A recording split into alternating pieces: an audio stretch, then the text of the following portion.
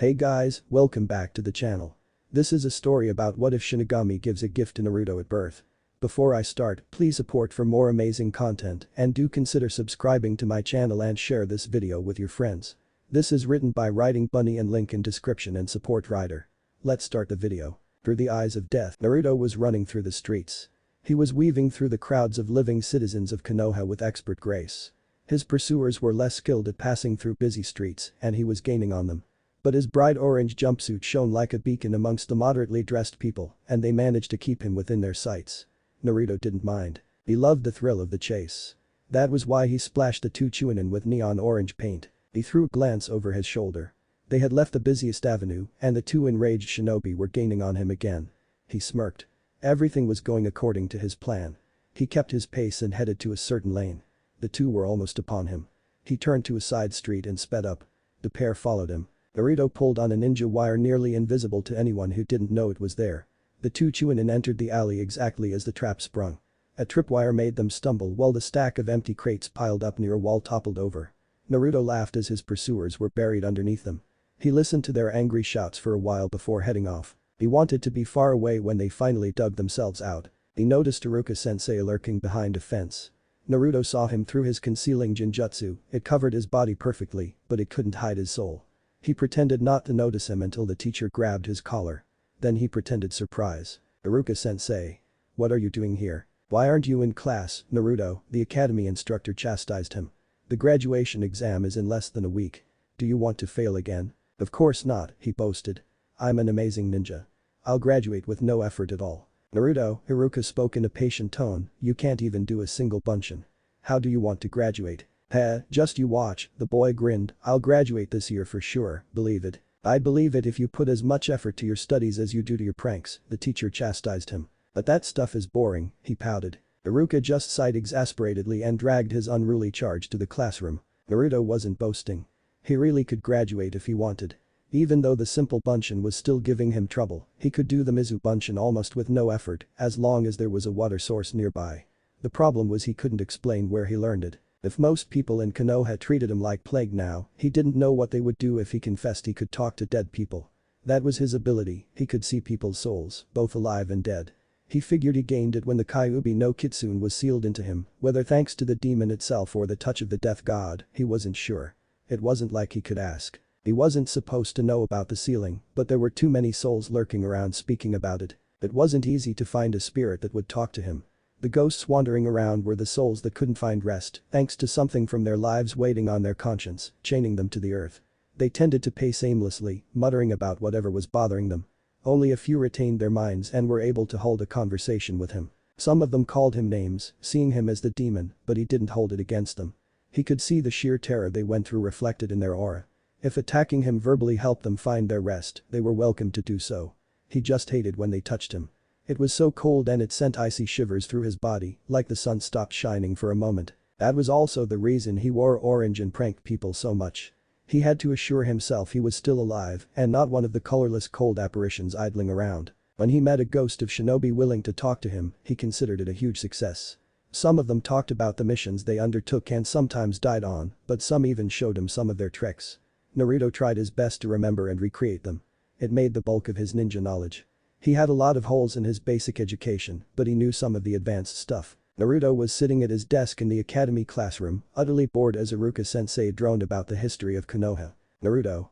Iruka's voice hit him just as he was about to drift off. Can you tell me what was the special ability of the Shodai Hokage? Naruto had met the Shodai's ghost 2 years ago near the Hokage Tower. The founder of Konoha was really interesting to spend time with and Naruto could boast knowing more about him than almost anyone else in the Leaf Village. But he couldn't tell. Wasn't it something with trees? He scratched his head nervously. That's not enough, Naruto, Iruka said exasperatedly. Aw, come on, why do we even need to know such details? That's important knowledge, you baka, Sakura shouted hitting him on the head. What was that for, Sakura-chan? He rubbed his head and made puppy eyes on her. Naruto liked Sakura. For ordinary people it was impossible to understand why. She obviously disliked him and kept hitting him on the head for the smallest offense. Random observers couldn't understand how he can be so thick not to notice she hated him and was hopelessly in love with Uchiha Sasuke. The truth was Naruto realized it very well. She just made him feel alive with her punches. Every time he felt like he was drifting into the realm of ghosts, he would annoy her, and her fist would ground him back into the world of living. He decided he would graduate this year just for her. He hoped he would get her on his team. For being a baka. "Stop it, you two," Haruka yelled. "We're in the middle of the class." The lesson resumed. The day of the graduation finally came. Naruto was anxious. Not that he might fail, but that he might pass. If anybody found out about that, they would be befuddled. Naruto always shouted he wanted to be the Hokage and usually meant it, so why wouldn't he want to graduate? It would be easier to understand if they knew how many dead shinobi he spoke with. It quickly stripped him of all delusions of glory in the shinobi life. He had almost as good understanding of the perils and misery of ninja career as seasoned war veterans. Although he considered himself fairly good ninja for his age, and he was right, he knew there were many better who wouldn't care he was just a kid and would kill him with pleasure. He wanted to get good before going out there. That was why he spectacularly botched his options at earlier graduation, but he couldn't afford to delay graduation any further. His yearmates would be graduating today, and he needed to be among them if he didn't want to look like an even bigger loser than he already did. The morning of the tests came and Naruto did his best. The written test gave him trouble, reading wasn't his strongest skill. Thrown weapons test was better, but he got the worst set of kunai and shuriken the instructors could procure. It was difficult to hit anything with that, but he managed a passing grade. Taijutsu practice wasn't much better. He knew the theory, but he didn't have anyone to spar with outside the lessons. Then came the ninjutsu test. And of course it had to be Bunshin. Naruto watched as the instructors called one pupil after another to a separate room. After a while they returned with a brand new hit I-8. "Uchiha Sasuke," Haruka called. The brooding boy got up and sauntered to the door accompanied by multiple oohs and ahs of his fangirls. Naruto pitied him. The ghosts of his murdered family followed him everywhere. He used to try to help him, but the last Uchiha was crystal clear on the fact that he would rather die than accept help from the class dope. Sasuke passed the test and returned with a massive applause from his fan club. Now it was Naruto's turn. He covertly uncorked the water bottle hidden in his utility pouch before walking to the examination room. "Well, Naruto," Haruka said, "all you need to do is create 2 perfect Bunshin." "Just you watch," Naruto grinned. "Bunshin no jutsu." A large cloud of smoke appeared. Naruto used it to hide his movements and silently created 2 water clones from the supply he brought along. It was a tricky business because the amount of water was limited, but he had practiced it and proved that with enough control it is doable. He just had to spread the water along the surface of the clones and make them hollow. Unfortunately, chakra control was one area he struggled with. The cloud cleared and Naruto anxiously glanced at his handiwork. To his left stood a perfect copy of himself, grinning. To his right the clone ran out of water. Its head was missing. "No," thought Naruto, frantically willing the clone to form fully. "I'm sorry, Naruto," Haruka said, "you failed to make 2 perfect Bunshin. I cannot let you pass." "No." Naruto shouted. His clones dissolved into puddles. "What is it?" Haruka asked, startled. His assistant Mizuki looked interested. "Mizu Bunshin," Naruto admitted. There was no reason to lie, the 2 Chunin should be able to recognize the jutsu of their own. "How do you know it?" Haruka demanded. "I saw somebody doing it," he answered. It wasn't entirely a lie. "And you learned it just like that?" Haruka was dubious. "Yes," Naruto nodded. "I think we should let him pass," Mizuki proposed.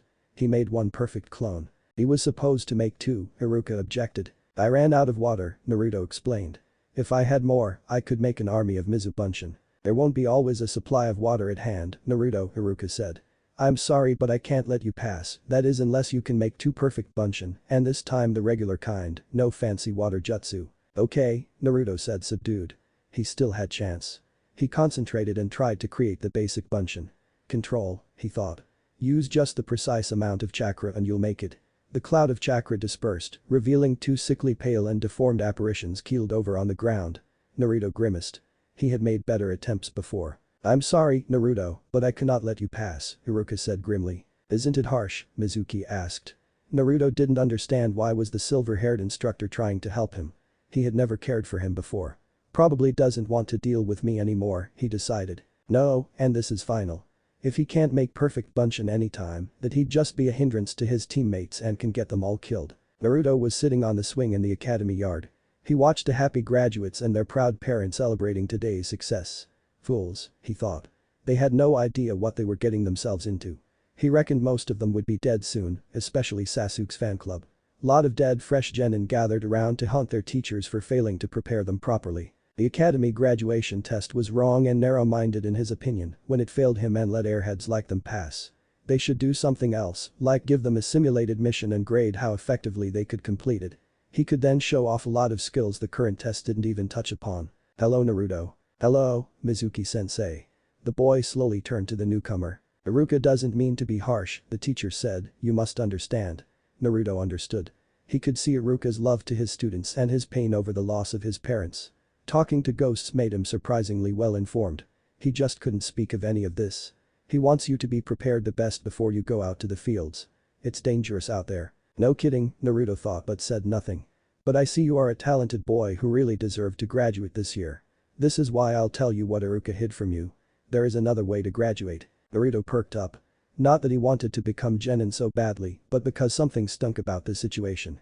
Mizuki never liked him, so why was he suddenly being so nice? Naruto could see the dark tones in his soul. The silver-haired instructor wasn't a good person, he was almost certain. But he said nothing and listened. It was already night when Naruto was stealthily making his way towards the Hokage Tower.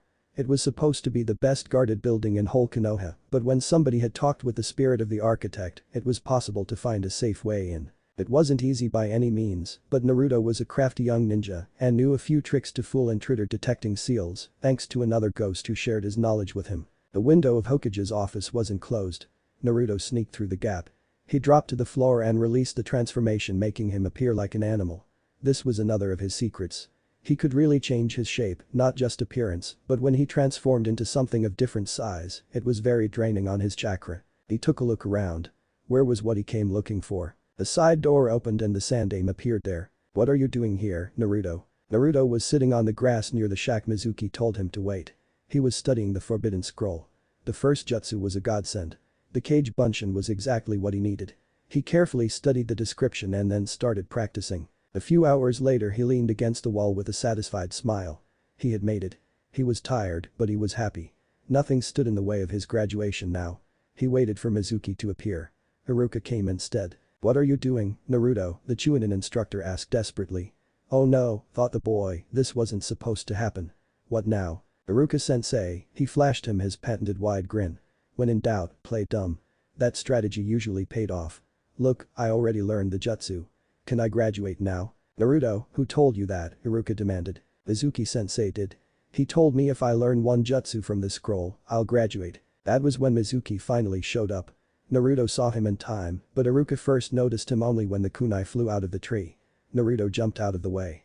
Iruka had no idea his student possessed such good reflexes and tried to protect him. He ended up hit instead, but his flak vest took most of the damage. "Iruka-sensei," Naruto shouted in alarm. He didn't want anything to happen to the teacher because of him. Mizuki jumped out of the tree. "Give me the scroll, Naruto." "Mizuki-sensei."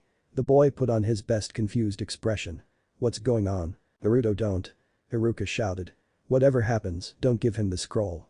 It contains dangerous forbidden jutsu. He mustn't get his hands on it." "Naruto, there's no point in you having it," Mizuki smiled, "so be a good boy and give it to me." "No. I haven't finished studying it yet. I can become an even more awesome ninja with this and then everybody would love me." "Naruto," Mizuki smiled darkly, "they aren't going to love you no matter what you do. Do you want to know why?" "I'll tell you." "Don't." Iruka shouted, but Mizuki ignored him. 12 years ago, the Kyuubi no Kitsune attacked this village. They told you that the 4th Hokage killed it, but that is not true. "No." Naruto looked befuddled. "That day a special rule was created. A rule everybody but you knew." "That wasn't true." Naruto knew it as well, one man executed for violating it told him. "The rule was never meant to be told to you." "What's the rule?" "Tell me already," Naruto demanded. "No." Iruka yelled. Mizuki chuckled evilly. "The rule is that nobody was allowed to tell you that the Kyuubi wasn't in fact destroyed. You are the Kyuubi. And you are an idiot." "What?" Whatever response the traitorous Chunin was expecting, that wasn't it. He didn't get the chance to ponder about it long. 2 Anbu appeared out of nowhere, restraining him. Mizuki was startled but regained his composure quickly. He gathered his strength and managed to free one of his arms. The kunai appeared in his hand and he hurled it at Naruto with all his might before one of the Anbu hit him on the head, knocking him out. Naruto saw the weapon sailing towards him, but he had momentarily let his guard down and wasn't quick enough to get out of its way. Stupid, he thought. Like he never heard all the tales of what got various shinobi killed. Iruka saw it as well, but couldn't get to his student in time. The kunai hit Naruto below the ribs. Iruka watched in horror as the boy toppled backwards. "No!" he shouted. Then Naruto exploded in a puff of smoke. "What?" Iruka blinked in surprise. "That was a shadow clone, Iruka-sensei," Naruto's voice explained from behind. Haruka turned to see the blonde coming out of the shack. Haruka was confused. "This was a trap?" he asked. "Yes," Naruto confirmed. "Good job," Uzumaki said, one of the Anbu. His partner had disappeared, carrying the unconscious Mizuki on his back. "Now let's return the scroll." "Of course." Naruto picked up the scroll and headed to the Hokage Tower. Haruka tagged along. "So let me get this straight, Naruto," Haruka said over a bowl of ramen. "Mizuki told you he'd let you graduate if you take the forbidden scroll, but you didn't believe him." Naruto nodded between slurps. He was finishing his second bowl. "So you sneaked into the Hokage Tower to tell the Sandaime about it?" Naruto again nodded. "He then decided that you'd lay a trap for Mizuki and allowed you to take out the scroll and learn one jutsu." "Yes." Naruto finished his bowl and AM hadn't brought him another yet. "You then waited for Mizuki on the spot. He told you to wait and study the scroll while two Anbu watched you didn't try anything the Hokage didn't allow." Naruto nodded, once again slurping the noodles happily. "You mastered an A rank ninjutsu within a couple of hours and then replaced yourself with a clone while the real you hid." Another nod. "That is when I came." "Oh, and the Hokage promised you he'd make you genin if you can complete the mission successfully. Did I miss anything?" "Nothing important." "You did well, Naruto," Haruka complimented him. "I only don't understand why you never do that well in class. Are you sure you want to know the answer?" Naruto's tone was somber. It went completely against the image Haruka had of him. He suddenly felt like he was looking at a stranger. "Can I have another bowl?" the boy asked in his usual boisterous tone, and the odd moment was gone. Haruka shook his head. He must have been imagining things. He didn't ask the question again. Naruto went to the Hokage Tower to get his shinobi registration. Sarutobi was sitting at the desk, a Chunin at his side helping with the paperwork. He showed him his fun registration form and then listened to the lecture about proper shinobi behavior. It was almost worse than listening to the ghost of shinobi droning on how the Hokage sent him on a suicidal mission, apparently sometime during the Second Great Shinobi War. When he was told he had to retake his photo, he showed him the serious one. The elderly man looked at him with an unreadable expression and asked why he couldn't just show it outright. Before he could answer, he noticed another ghost charging at the Hokage, this one of a young child. He briefly wondered what could somebody so young have against the village leader. Then he noticed Sarutobi's eyes straying towards the newcomer. Can he see him too, he wondered. Then he realized the child was still alive. Curse it, I'm losing it again, he realized. Time to visit Sakura-chan. The attacking boy tripped on his scarf and fell on his face. He picked himself up and glared around furiously. His eyes settled at Naruto. "You set a trap here," he accused. "You tripped over your feet," the blonde corrected. The smaller child looked like he wanted to argue, but that moment a man ran through the door. "Are you alright?" he asked. "And there isn't a trap anywhere." "I know there is," the brat claimed. "He set it up." He pointed at Naruto.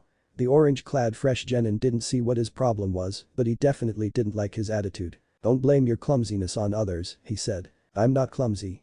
The short boy jumped at Naruto in an attempt of a threatening attack. It would have been much more impressive if he didn't trip over his scarf again. He would have landed quite painfully if the blonde didn't catch him. "Let go of him." The man with glasses and bandana "Yeah, let go of me," the brat in question punched Naruto's arm, "'cause I'm the Hokage's grandson." He looked at the older boy challengingly, like he expected him to do something. Spoiled brat, decided Naruto. Does he think he has it bad? He needs a wake-up. "So what?" he shouted back daringly. "So come on. Go ahead and punch me if you aren't like all the others." The young Jinchuriki had no idea what was that about, but this twerp was seriously annoying him. He decided to ignore the fact that the Hokage was watching and punched.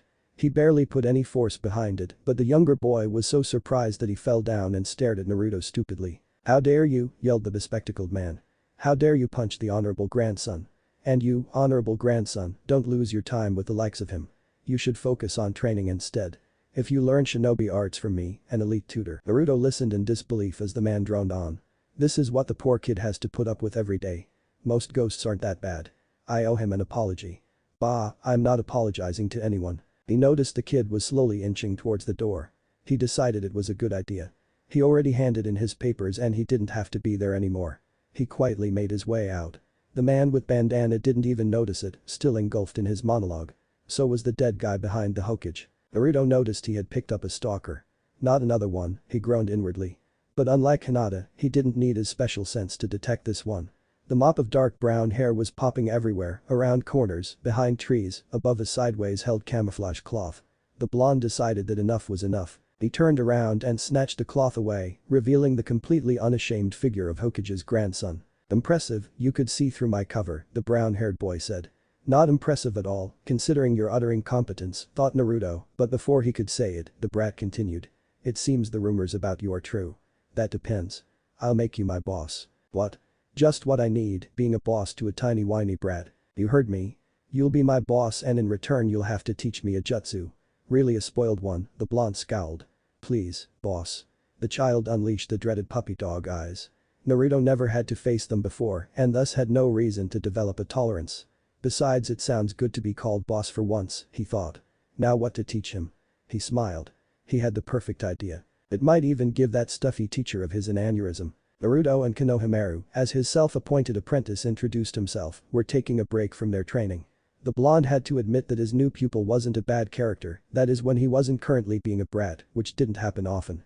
He found himself enjoying his company, even if his student was completely incompetent at what he was trying to teach him. He asked him a question that was bothering him ever since the dark-haired boy made his appearance. Why do you keep attacking your grandpa like that? Konohamaru then launched into an explanation of his name and the so-called curse it meant for him. Naruto listened in silence. You got it backwards, he said when the younger boy finished. You have to first become a great and respected ninja, and only then you can be considered for the new Hokage. And that isn't going to happen if you insist on being a brat. What do you know about me? Konohamaru shouted in rage. Seems we're back to brat again, he sighed. If that's how you want to play. If you want to be Hokage, then beat me first. Naruto shouted with enthusiasm. You bet I will. From now on we're rivals. Konohamaru responded in kind. I liked him better as my underling, Naruto thought. Can I turn it back? Probably not. You're on, he shouted. Then he noticed somebody approaching rapidly. Oh no, he thought when he recognized him. Then Ibisu jumped onto the clearing. Hum hoem, young master, the self-proclaimed elite tutor commanded. If you want to become Hokage blah blah blah blah. No, his charge shouted. I'll defeat the old geezer so don't stand in my way. I'll defeat you too. Sexy, no jutsu. Konohamaru outdid himself. Ibisu's jaw hit the ground upon seeing the gorgeous brunette and even one of the ghosts present looked like he would have gotten a nosebleed if he still had blood. Naruto felt pride at his new friend's accomplishment. Well done, Konohamaru, he praised his pupil. Now behold a true master's work. Harem no jutsu. Ibisu couldn't handle it anymore and fainted. I see I still have much to learn before I can beat you, rival, Konohamaru said, now back in his original form, wide-eyed. But I will beat you. I'll do it in no time. You'll see. You'll have to work long and hard before you can get as good as me, Naruto smirked. And I'll be working hard in the meantime too. If you want to be the Hokage, you have to go a long way and you can't take any shortcuts. Stop lecturing me like you know everything, the younger boy pouted. I'm not letting you to be my boss anymore. It stung. Who would want to have such a lousy underling anyway? You're not getting anywhere with that kind of attitude. I'm a real ninja now. I can't waste my time with kids who don't know what's good for them. Konohamaru looked dejected. Naruto pitied him in that moment. I might be a rival if you truly work at surpassing me. Deal, the younger boy shouted. Naruto smiled. It looked like the beginning of an interesting relationship. The day of team assignments finally came. Naruto had woken early in the morning and went through his regular training schedule. Then he encountered a ghost who seemed willing to talk, but he didn't manage to pry any useful information out of him. The blonde sighed, but wasn't too disappointed. Those things happened regularly to him. A quick glance at the sky revealed the sun high on its daily voyage through the heavenly ocean. He startled. He spent there more time than he had thought. Now he might miss the grand occasion. He took one look at his clothes. At one point he tried sparring with his shadow clone and ended rolling through the dirt.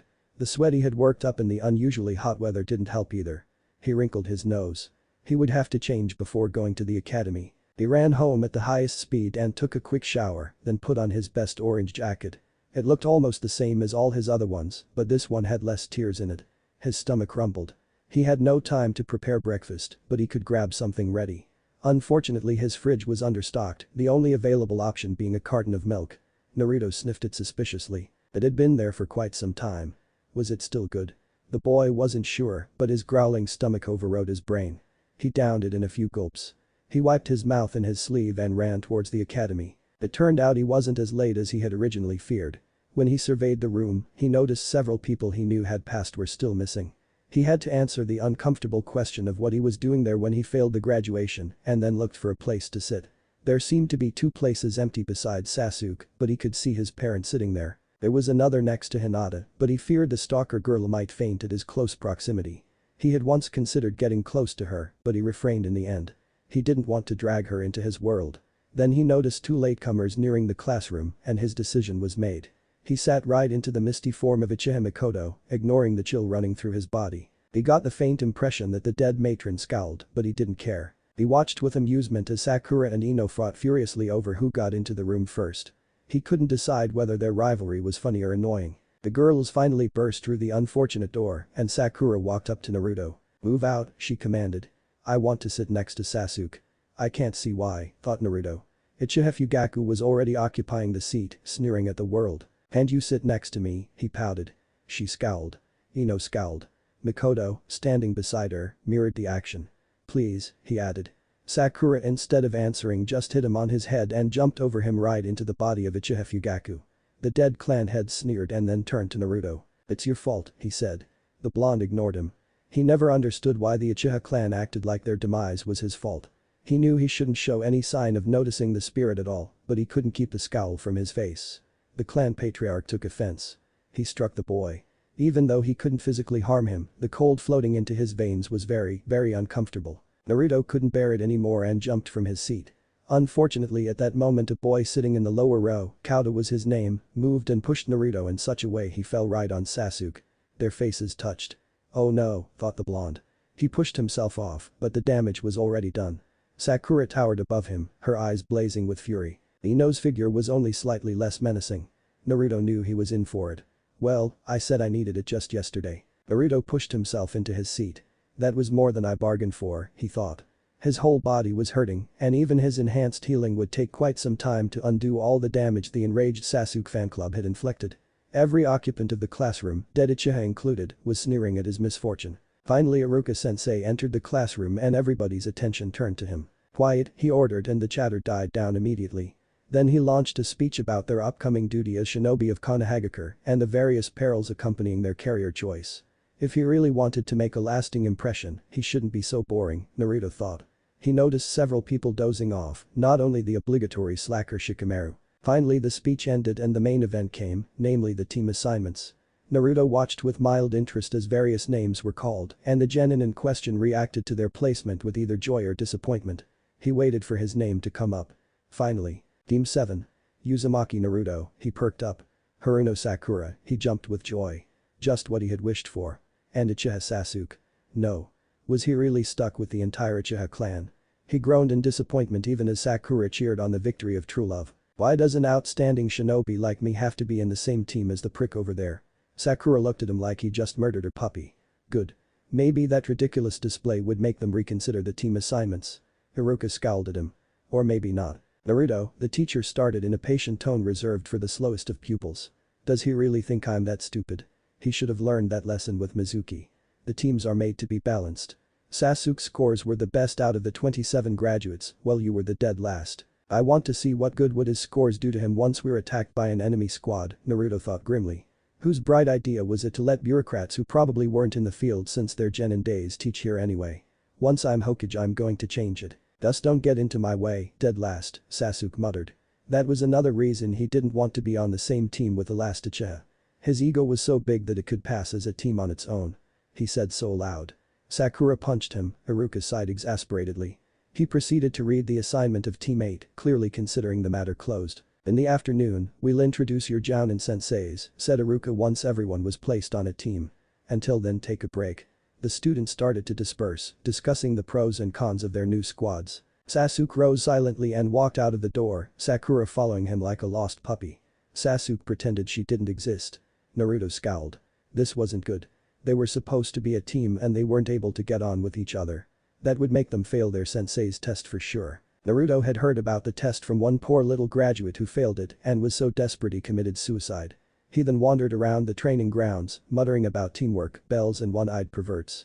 Naruto never quite gathered what exactly was the test like, but he knew it was a team pass or fail. He had to explain it to his teammates and get them to at least tolerate each other for the time being, else they were sure to fail. For a moment he considered failing on purpose to get out of Sasuke's team, but then decided against it. Considering what trouble he had with graduation this year, they might be able to block him entirely the next. And besides, he really wanted to be with Sakura. It meant he had to talk to two people who didn't want to speak to him.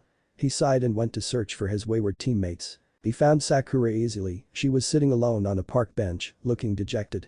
Sasuke had obviously given her the slip. He walked up to her.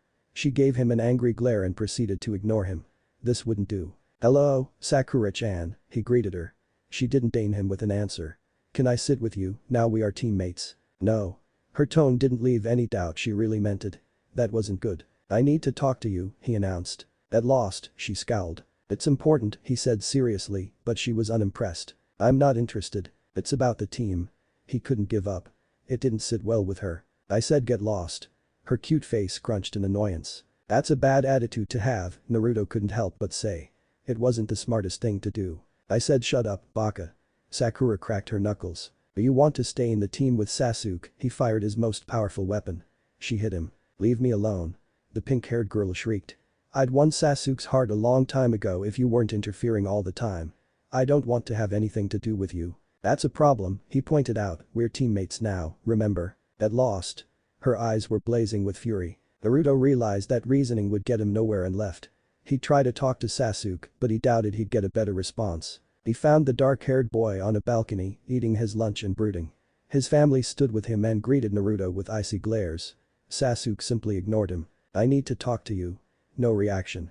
Naruto mused whether it was better or worse than Sakura. "Our Jounin-sensei will give us a test to see whether he'd take us or send us back to the academy. I don't know what the test is, but it's a test of teamwork. Whole team either passes or fails." Sasuke didn't show whether he heard him at all, but Naruto thought he noticed a glimmer of interest in his eyes, but with the Uchiha it was hard to tell. He hoped it wasn't just his wishful thinking. "That's all. I'll be going." Sasuke continued eating his lunch. Naruto could only pray that he remembered his words. He didn't dare to hope that Sasuke would take them to his heart, after all an Uchiha would never take advice from the class dope. Naruto returned to where Sakura was still sitting. If she didn't want to talk to him, she sure would talk to Sasuke. The dark-haired boy was still preoccupied with his lunch and was unlikely to show up anytime soon. He was unlikely to show up here at all, period. He took a deep breath and performed the henge. He had a funny feeling in his stomach, but he wrote it off as anxiousness. He walked up to Sakura. The girl started glowing when he neared her. Naruto briefly wished she looked at him that way. "Hello, Sakura," he said, trying to sound as uncaring as he could. "Sasuke-kun," the girl blushed. Her green eyes were full of hope. Naruto suppressed the urge to groan.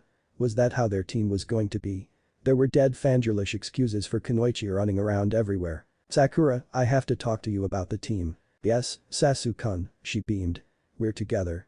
Isn't it wonderful?" "It is." Sakura shone like a light. Naruto got a bad feeling in his stomach. Come to think of it, the feeling in his stomach had been going progressively worse for some time. He had to admit it wasn't only anxiousness. But he had to finish this talk, then he could go. "And if you want to stay on the same team with me." "What do you mean?" the pink-haired girl interrupted. "Of course I want to stay with you. I love you, Sasuke-kun." "That's well," he nodded approvingly. "So if you want to stay on the same team with me, you'll have to do as I say." "Crap, I didn't mean it to sound that way." "Of course I'll do anything you say, Sasuke-kun." Sakura's expression revealed she thought of being kissed. That girl does have a one-track mind, thought Naruto. "And I have to finish it soon, I'm getting worse." "Well. Later today, we'll go on a date." The pink-haired girl looked so hopeful he felt like a villain for crushing her expectations. "No." Sakura looked utterly dejected, but he could find no sympathy for her in himself. His stomach was seriously aching now, and the pink airhead was stalling him with her fangilism. "What I meant to say was that after the Jounin-sensei comes to pick us up crap," thought Naruto as his stomach rumbled. Screw the talking, he had to go pronto.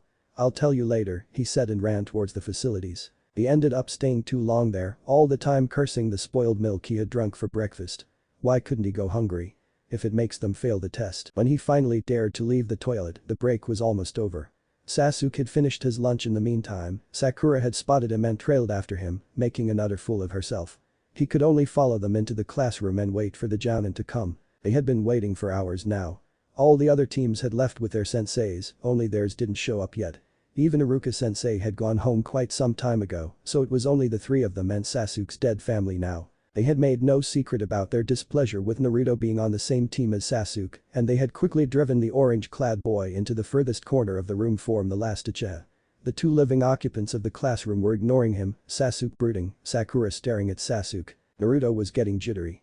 He had to sit here, he couldn't get out because their tardy-sensei could show up anytime, he couldn't talk to his teammates because they didn't want to talk to him, he couldn't train inside the classroom because he wasn't sure how much he can trust those two. Oh, and he really shouldn't break all the furniture as well. There was only one thing left to do, and he wasn't sure whether pranking their new teacher was a good idea. He was nearly convinced it wasn't, but the boredom and the glares were slowly driving him out of his mind. It didn't take long for him to reach the stage when he couldn't restrain himself any longer. He got up from his seat and looked around for things he could use. There wasn't much in the nearly empty classroom, only some chalk, one blackboard eraser and a pointer. There weren't even any papers in the teacher's desk, Haruka had taken them when he left. "What are you doing, Naruto?" Sakura asked in an accusing tone. The blonde ignored her. He took the biggest chunk of chalk and inscribed something onto it with a senbon. Then he placed it over the door. "That's what he gets for being late," the orange-clad boy answered. "I'm not involved in this," the pink-haired girl declared, but Naruto noticed the glint of amusement in her eyes. "Like a jounin would fall for such a stupid booby trap," Sasuke scoffed. His family was scowling at the demon vessel, but that was nothing new. Then the door slowly opened and the chalk fell right onto the head of a masked man. The chalk promptly exploded and Naruto had to laugh at the look at the masked ninja's face. His expression was priceless even though only one eye was visible from his whole face. The only downside was that the chalk was almost invisible in his silver hair. "He got you good, Kakashi," snickered the ghost of a boy behind the silver-haired jounin. Naruto immediately took a liking to him. Then he recognized a fan symbol on his collar. Another Uchiha. Oh no. But those already present barely spared him a glance and it wasn't friendly. Just what was it with them? "I'm sorry, sensei, I tried to stop him," Sakura stammered. Liar, Naruto thought.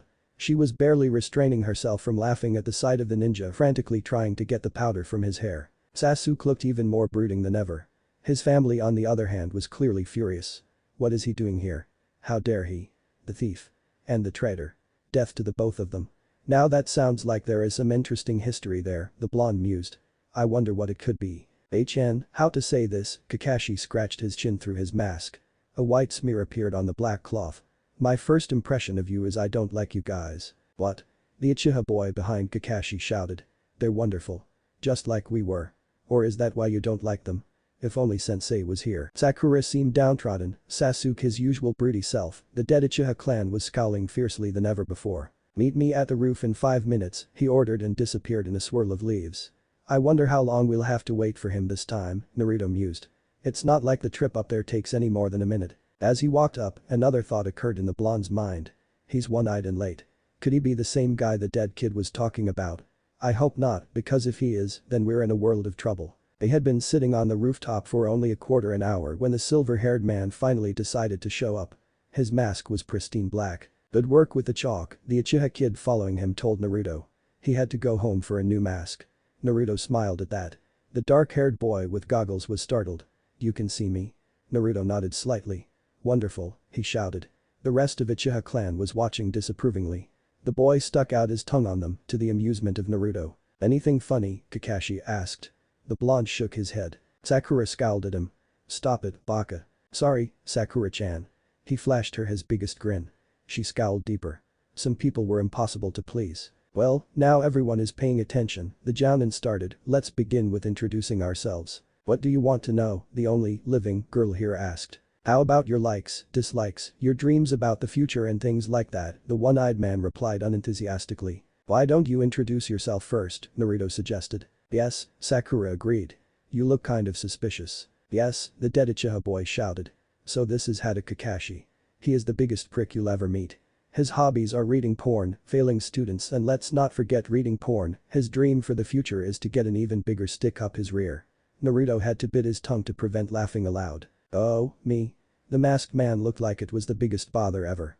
"My name is Hada Kakashi." "Silliest name ever," his companion commented. "I have no desire to tell you my likes or dislikes." "You're still under 18, the goggled boy added. "Dreams for the future, Still not a shred of imagination," the boy sighed. "And I have a lot of hobbies. Like reading one book over and over again." "So all he told us is his name," Sakura scowled.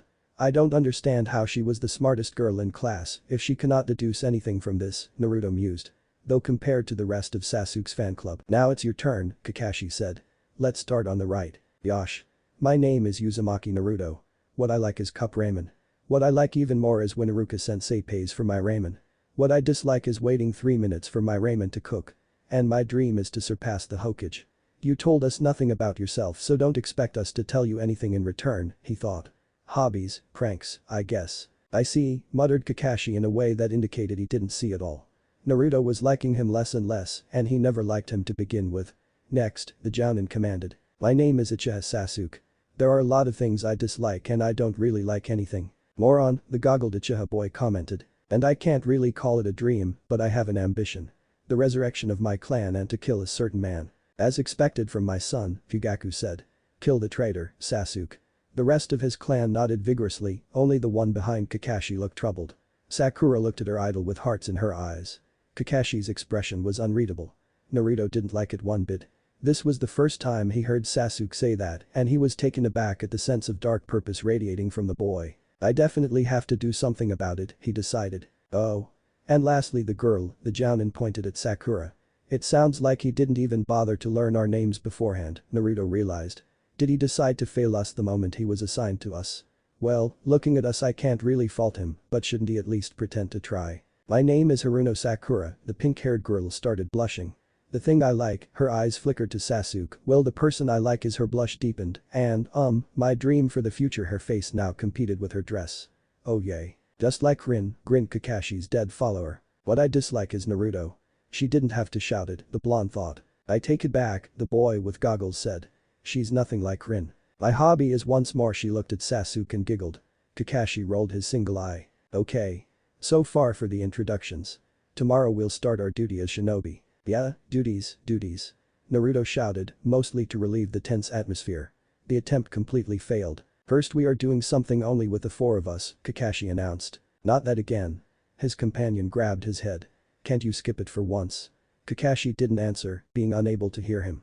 Naruto was now genuinely interested and also a bit apprehensive. Was that the dreaded Genin test? What is it? He shouted to relieve some of his anxiety. Survival training, the silver-haired Jounin answered. No.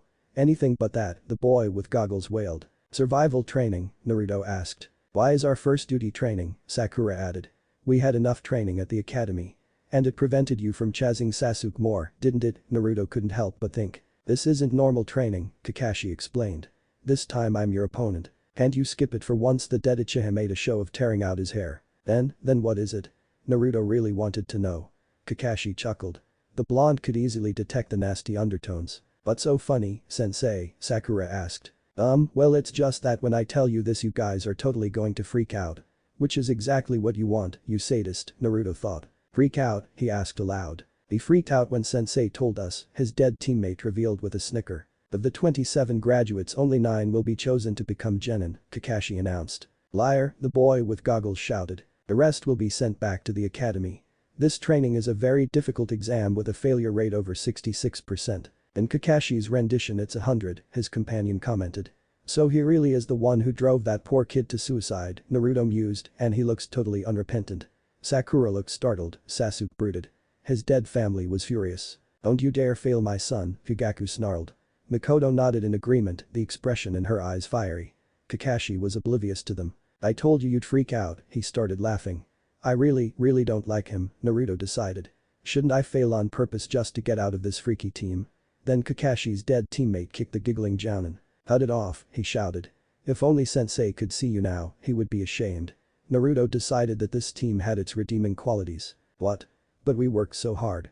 What's the point of graduating? Naruto wanted to shout something else, but he restrained himself from calling his new sensei names. Oh that, Kakashi said lazily. This was just to select those who have the chance to become Genin. Everybody present, alive or dead, scowled at him. The silver-haired ninja was completely unperturbed. What? Anyway, tomorrow you have to show your real skill on the training ground, Kakashi announced. That's not true, the ghost of the Uchiha boy disagreed. Bring all the shinobi tools you have. Oh, and skip breakfast, you might throw up. You'll come hours late again, his dead teammate pointed out. The details are on this paper. And don't be late tomorrow, the silver-haired man commanded. Like it matters, his companion snickered. You're going to be 3 hours late as usual. Honestly, Kakashi, even I wasn't that bad. Might throw up, Sakura worried. Is it really that tough? Tougher, the boy with goggles replied. Kakashi then handed each one of them a paper. The pink-haired girl studied hers like her life depended on it. Sasuke scanned his and then crumpled it. My son will not fail, Fugaku said. Naruto briefly wondered whether the last living Uchiha in Konoha could hear it. Don't even bother reading it, the dead Uchiha outcast advised Naruto. I'll tell you how to pass the test tomorrow. The orange-clad Genin shot him a questioning look. The ghost nodded. Kakashi disappeared in a swirl of leaves, Sasuke got up and walked away, his dead family and Sakura trailing behind him. Naruto remained on the roof alone only with his new friend. "So what should we do tomorrow?" he asked. "And why do you want to help us? And by the way, what's your name?" "Oh, I forgot. I'm Uchiha Obito from the great and famous Uchiha clan. Or it once used to be a great and famous clan," he added downtrodden. "And I want to help you because it would help Kakashi. He really needs to get a life, even if it means getting stuck with your jerks of teammates. And besides, it would be wonderful to finally have someone to talk to." "But it would," Naruto agreed. "But don't you mind Sasuke's entourage? I noticed they weren't looking at you too friendly." "Ah," Obito shrugged, "that doesn't bother me. They did it as long as we were alive, there's no reason for them to stop now that I'm dead. But enough about me for now. I'll tell you about the test quickly before I have to go haunt Kakashi again. That man really cannot be left alone, lest he does something stupid." Naruto laughed heartily.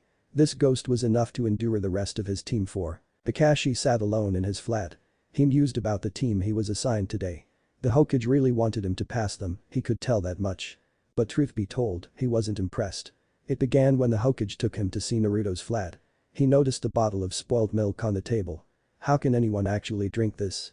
10 points down for lack of situational awareness. And when he saw him in person, dressed in an orange eyesore he probably thought passed off his jumpsuit, prattling on about ramen and more ramen, he couldn't see how the boy ever graduated. Then there was the matter of the last Uchiha. He was Obito's last surviving relative, and Kakashi was tempted to pass him just for that, but when he saw him, he had to change his opinion. Sure, he seemed to be the most competent shinobi out of the three of them, the only competent at all, but his fixation on killing his brother was unhealthy, bordering on an obsessive disorder. Scratch it, it probably was an obsessive disorder. The child should be in a mental ward, not the field. And the third member of the team, he shrugged when he recalled the only kunoichi among his students to be. The girl only thought about her love interest, completely forgetting about everything else. Even Rin wasn't as bad with her crush on him. Well, the crush maybe was, but at least she was a competent medic. Sakura didn't seem to have any redeeming quality. Girls like her usually didn't survive their first battle. And let's not forget about the essence of every squad teamwork. Better not even go there. For one team member to openly admit to hate her teammate, that was unprecedented. They fully deserved to fail for this alone. Even he never did that to Obito, only berated him for his failings. Well, Obito would disagree, but Kakashi wouldn't hear him, so it didn't matter. Really, he would be doing them a service by failing them tomorrow. Such stupid punks wouldn't be able to survive in the field anyway. He understood what the Hokage was trying to do, give him a squad that would resemble his old one. Well, it wasn't working. If anything, it made the situation even worse. They were a twisted caricature of what his team used to be, and even looking at them hurt. Especially Naruto. His sensei gave his life and soul for Konoha, for creating a warrior to protect it, and his sacrifice was wasted on the orange idiot. It was disgusting. It was all he could do to restrain himself from kicking the annoying goofball there and then. The only thing that helped him accomplish the feat was the thought of what he would do to him tomorrow. Yep, 1,000 years of pain were definitely on tomorrow's schedule. Then Obito entered the room, unnoticed by its other occupant. "Hey Kakashi," he shouted in his face. "You're going to pass them tomorrow, understand?" No reaction. Obito sighed. "Are you brooding again? You know this isn't good for your health. You really should get a life." Kakashi didn't hear him. The dead Uchiha scowled. "You're ignoring me just like you always did. Typical. Waste your time remembering things long gone. You know what? I didn't die to save you just so you can waste your time away. Do you hear?" He didn't. The boy with goggles sighed in exasperation. "Brood all you want, Kakashi, but if you fail them tomorrow, I'm going to haunt you for the rest of your life." He conveniently forgot the fact that he was already doing it to absolutely no avail. Kakashi didn't react. He never did. That never stopped Obito for repeating the same speech every day. He was persistent, and it wasn't like he had anything better to occupy his time with. Maybe once he could get through to his teammate. And if not him, then maybe someone else will. Maybe. The morning dawned bright and clear when the three genin gathered on training ground 7. All of them were carrying large backpacks on their backs, and all of them were yawning, Sasuke and Sakura from not being used to getting up so early in the morning, Naruto from being awake most of the night. After Obito had told him how their team did the test and how Kakashi administered the test to every one of his assigned teams, he spent the afternoon scouting the training grounds, thinking up possible strategies and setting up traps. It always paid off to be prepared, and even if they should fail today, he was going to give their tardy sensei a run for his money. He was only a bit disappointed that it didn't occur to his teammates to at least take a look at the training grounds beforehand.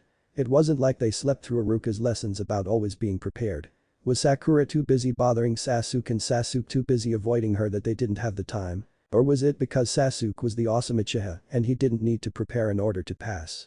It didn't really matter anymore. Naruto glanced around and saw Kakashi's ole through the foliage, sitting near the memorial stone Obito had told him about. The ghost was there as well. When he saw Naruto, he glided over to him, much to the displeasure of Sasuke's dead entourage. "Hello," he greeted. "Are you ready for today?" Naruto nodded. "Good," Obito smiled. "It's about time somebody showed up, the jerk, isn't it?" Naruto nodded again. "Say something, dude." Naruto just shot a glance at his teammates. Sakura shot a strange glance at him. Naruto stood up and started walking away. He wanted to talk to Obito in peace. "Where are you going?" shrieked Sakura. She was sleepy and hungry and all in a bad mood, and Naruto gave her a perfect outlet for it. "I'm just taking a walk, Sakura-chan," he explained. "We are supposed to wait here, Baka. I'm not going far. Our sensei can show up anytime," the pink-haired girl scowled. "Aw, Sakura. He came 3 hours late yesterday and he couldn't even get to the roof on time. What makes you think he'll show up promptly today?" The Kunoichi had no answer. Sasuke pretended he didn't hear them. "Oh, and don't come back, you demon, and the traitor as well," Fugaku snarled. "Oh," Mikoto added. Naruto obeyed. Nobody tried to stop him. "So what do you want?" he asked once they were out of sight and hopefully earshot as well. "Me want something." Obito had a too innocent expression. "Then why did you come? Can't I just come visit?" "You can, but you make me look like a lunatic, talking to thin air and all." He gestured towards his teammates. "They already think I'm an idiot." "Then let them," the Uchiha suggested. "That's easy for you to say," the blonde scoffed. "You aren't stuck on a team with them." "Am I not? I can't leave Kakashi, remember." "Sucks for you." "Tell me about it," Obito rolled his eyes. "He's coming here," Naruto whispered. "We have to quit." "You're no fun," Obito complained, but Naruto ignored him. He returned to his teammates. They eyed him strangely, but he had lots of experience ignoring it. After a while he noticed even Kakashi going away. He yawned and laid down to catch on lost sleep. "What are you doing, Baka?" Sakura scolded him. "Sleeping," the blonde replied. "That is until you woke me up. I can't understand how you can sleep at a time like that," the pinkette huffed. "Easily," he explained. "I lay down and close my eyes." "Baka," she scowled. "Our sensei can show up anytime." "I don't think so." He could see Kakashi once again staring at the memorial stone out of the corner of his eye. He snuggled down comfortably and closed his eyes once more. Sakura huffed but didn't bother him anymore. He promptly fell asleep. Kakashi was staring at the memorial stone. For one time, he wasn't reminiscing about the past, but about the 3 genin currently waiting for him. They would call him tardy and lazy, but he had actually a good reason for not coming on time today. It was a part of his test. "You would weep if you could see them, sensei," he thought. "They're pathetic, nothing like we were. Sure, Rin had a crush on me the size of Hokage Monument, but even she had nothing on Sakura. And Sasuke. He's so cold and obsessed. I know I was bad but surely not like that. And Naruto. He's a joke. What is he even thinking, talking to thin air? Is he insane or what? How can somebody like him have anything to do with you? It hurts just to look at him. It feels like you died in vain." And their teamwork, or rather lack of. It got even worse since yesterday. I gave them time to learn to work together, to make a strategy, and what did they do? Nothing. Absolutely nothing. Sasuke's brooding and probably plotting ways to kill Itachi, Sakura is fawning over him, and Naruto is sleeping. And they call themselves shinobi. I don't know whether to laugh or cry. Never mind. I'm going to fail them and then I won't have to hear about them anymore. The council can go screw themselves for all I care, in fact it would be hilarious watch them pop a vein or two. You would love it too, wouldn't you? I know how much you dislike dealing with them. "Hey, Kakashi," Obito called. "Don't you think you left them waiting long enough?" The Jounin didn't answer. He obviously didn't think it was long enough. Obito sighed. This was going to be a long and boring wait. "Naruto. Hey. Naruto. Wake up." The shouting and a feeling of cold were what woke the blonde up. Obito was kneeling above him, trying to shake him and failing, since he had no physical body. "I'm awake," he mumbled. Sakura looked at him strangely. "Good," Obito said. "Kakashi's coming your way." There was no need to say it. Naruto could already see for himself. Then the silver-haired Jounin appeared in front of them. "Hey guys, good morning," he shouted. "You're late," Sakura and Naruto shrieked in unison.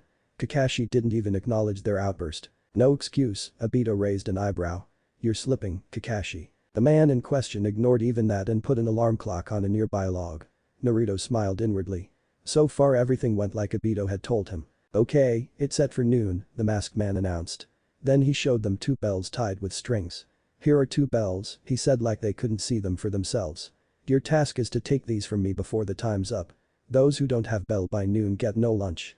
I'll not only tie you to one of those stumps, but I'll eat my lunch right in front of you." It's official, Naruto thought, he is a sadist. Sasuke's and Sakura's stomachs rumbled. Naruto had done as Obito told him and ate his breakfast. You only have to get one bell, Kakashi continued. There are only two, so one of you would be definitely tied to the stump. And the person who doesn't get a bell fails, so at least one of you will be sent to the academy. Most likely all three, Kakashi thought. Liar. Liar. Liar. Obito chanted. His dead clansman scowled. My son won't fail, Fugaku said. Mikoto nodded in approval. If you want, you can use shuriken and kunai, the Jounin offered. You won't succeed unless you come at me intending to kill. But, you'll be in danger, Sakura stammered. And she seemed so clever at the academy, Naruto thought ruefully. What does she think a bunch of fresh genin can do to a seasoned Jounin? Yeah, you're so slow you can't even dodge a chalk, he couldn't help but remind him. We'll definitely kill you. The traps I've set beforehand should help a lot. In the real world, those with no talent often bark the loudest, Kakashi said in a tone reserved for the slowest of children. So far so good, Naruto thought. He's already underestimating me. You're in for a surprise, Obito shouted, but his warning fell on deaf ears. Well, ignore Mr. Deadlast and start when I say. Naruto scowled while inwardly he was laughing with glee. So far Kakashi had been reacting just as he expected. Time for the next part for the plan. He put on a furious expression. He didn't even have to pretend. The one-eyed man was seriously pissing him off. He withdrew a kunai and jumped straight at Kakashi. And exactly as he expected, the Jounin blocked his attack and twisted his arm around so that the kunai was now pointing at his own neck. Naruto wriggled, trying to get free, but the silver-haired man held him steady. Calm down. I haven't said start yet. Sakura was watching it in disbelief. Geez, you would think she never heard about Jounin before, Naruto thought. Sasuke on the other hand finally looked genuinely interested in something. Why so harsh, man, Obito shouted. Just kill the demon already, Fugaku advised. Well, you seem finally prepared to come at me with the intent to kill, Kakashi said with amusement. So you've finally acknowledged me? It seems like I'm finally beginning to like you guys. He sounded utterly insincere. Come on, Kakashi, Obito prodded. Aren't they adorable? Kakashi finally released his captive. Naruto scowled, massaging his wrist. Inwardly he was doing a victorious jig. Mission accomplished, the tag was safely in the place. Now he only had to wait for the right moment to activate it. Begin. Kakashi shouted. The three genin scattered. Kakashi stood alone in the middle of the field. He couldn't see any of his students, but that didn't mean he didn't know where they were. He was a Jounin for a reason while they were still genin. The most important thing for a shinobi is to be able to hide yourself, he said. Nice, they're hidden well, he thought. Then an orange eyesore appeared right in front of him. He closed his eye in exasperation. Sensei, is that even possible? He's a complete idiot. Come here and fight me, Naruto shouted at the top of his lungs. It made Kakashi wince. I said fight me, the blonde repeated. You're a little bit off, Kakashi replied. No, you are, Obito corrected. The only thing that's a bit off is your haircut, the orange-clad genin called running towards Kakashi. The Jounin reached into his pocket. The genin slowed his approach, watching him warily. Shinobi fighting lesson number 1 to Jutsu, Kakashi said in the talking to an idiot voice. Tell me you aren't going to do that, Obito whined. Please no, Kakashi took out a small orange book. Oh no. Obito clutched his head. Do you have to read it all the time? Get a life finally, why don't you, man? What's wrong, Kakashi taunted. Hurry up and attack me. But hey, what's with the book? He's a pervert, Obito explained. Pervert. Pervert. Pervert. Pervert. Pervert. I just want to know what happens next, the silver-haired man answered. Oh man. You've read it only about 100 times. But don't worry, it won't make a difference against you, guys, the open pervert added. Naruto just about had it. Kakashi was going down, painfully. I'll totally kick your ass. He attacked Kakashi. The Jounin blocked without effort, his attention seemingly concentrated on the book. This went on for a minute until Kakashi got bored with it and with great speed appeared behind Naruto. A shinobi isn't supposed to get caught from behind, Baka, he said, folding his hands into a seal, still holding the book between his palms. Not that, Obito wailed. Anything but that. Naruto, run away, you're going to get killed, Sakura shrieked. Maybe there is hope for us, Naruto thought. The late, Kakashi announced gleefully. He slammed his fingers into Naruto's butt. Hidden leaf ancient Jutsu style. 1,000 years of pain. This actually has a name, Naruto wondered before his clone dispersed and he was hit with very painful memories. Ouch. How comes this isn't a kinjutsu? There must be some law prohibiting doing that to children. Kakashi was surprised. I was fighting a clone all the time. I didn't even notice. But where is the real one? He got you, Obito danced around. Naruto in his hiding spot smiled. He had gathered a lot of information about Kakashi's fighting style and he discovered that Sakura might be willing to cooperate after all. Things were looking up. Then Sasuke decided to attack. It seemed like the perfect opportunity. Kakashi was distracted, puzzling over what Naruto had just done. He launched multiple shuriken at him. Kakashi batted them away without even looking. A set of kunai came after that and this time the jounin was hit.